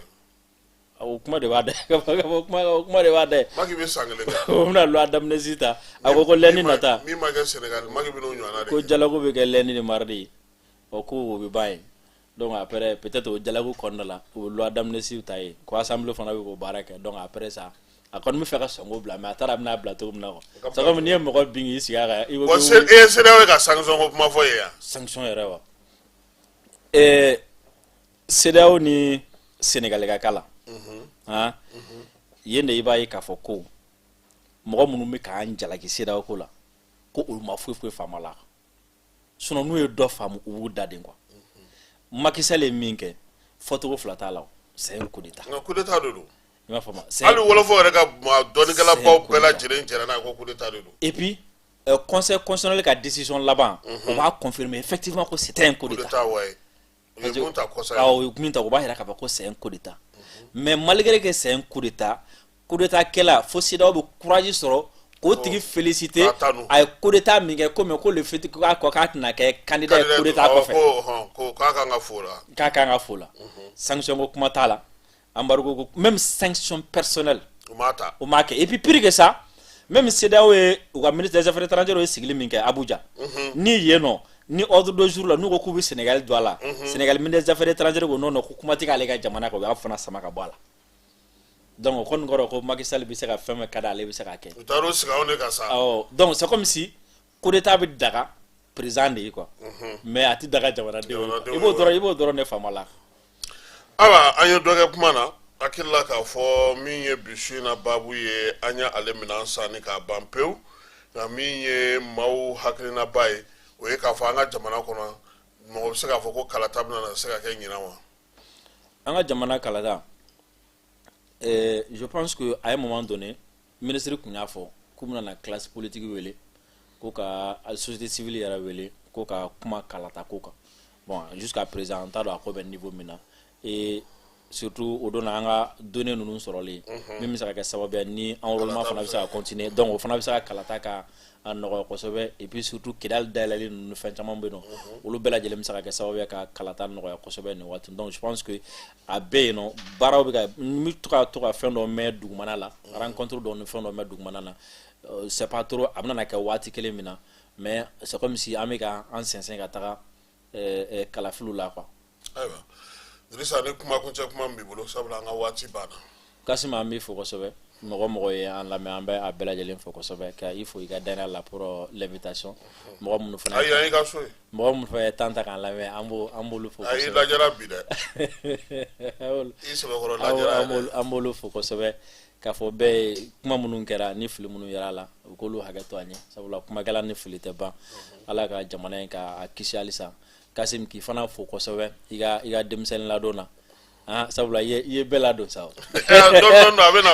o i ye bɛɛ ka fɔ i ye bɛɛ ladon sa a bɛ na dɔn voilà parce que mɔgɔ caman fana ma se ka mɔgɔ caman ma peut-être mɔgɔ caman ma hakilila sɔrɔ mɔgɔ caman ma denmisɛnninw ɲɛna ka bɔ nin na bani voilà sari u bɛ min na nin o t'olu si tɔgɔ ja sama jɔyɔrɔ nɔfɛ tɔn kɔnɔna ninnu na non aw y'o to yen ko ka ca o ma sisan ci ka ca jamana in n'i bɛ jamana in lajɛ i tɛ sɔn k'ale ka tɔn kɛlɛ ko kuma fɔ kɛnɛma fɔlɔ i b'i yɛrɛ ɲini o la de fɔlɔ an bɛ dugawu kɛ ala ka nin fɛn ninnu bɛɛ lajɛlen nɔgɔya amina yarabi merci beaucoup merci su in na ta an b'o bila yan Dirisa Mɛmɛnta ale nana ka na kɛnɛ kɔnɔna na min ye Fala ye ale tun bɛ yan Keba Jalo cɛ i sɛgɛnna bi ka bɔ Sibi ka bɔ Tabo Kamara ka bɔ Ɲanafara Kamara ka n'i yɛrɛ sɔrɔ fo yan an b'i fana fo k'i waleɲuman dɔn n'Ala sɔnna a ma sini sɔgɔma nɛgɛ kanɲɛ 8 an bɛ kunnafoniw di n'o bɔra ye min ye sufɛ sana an bɛ brève alima ale kɛnɛ sigi a k'an bɛn sini ni Ala n'a kira sɔnna a ma Ala ka dugu ɲuman jɛ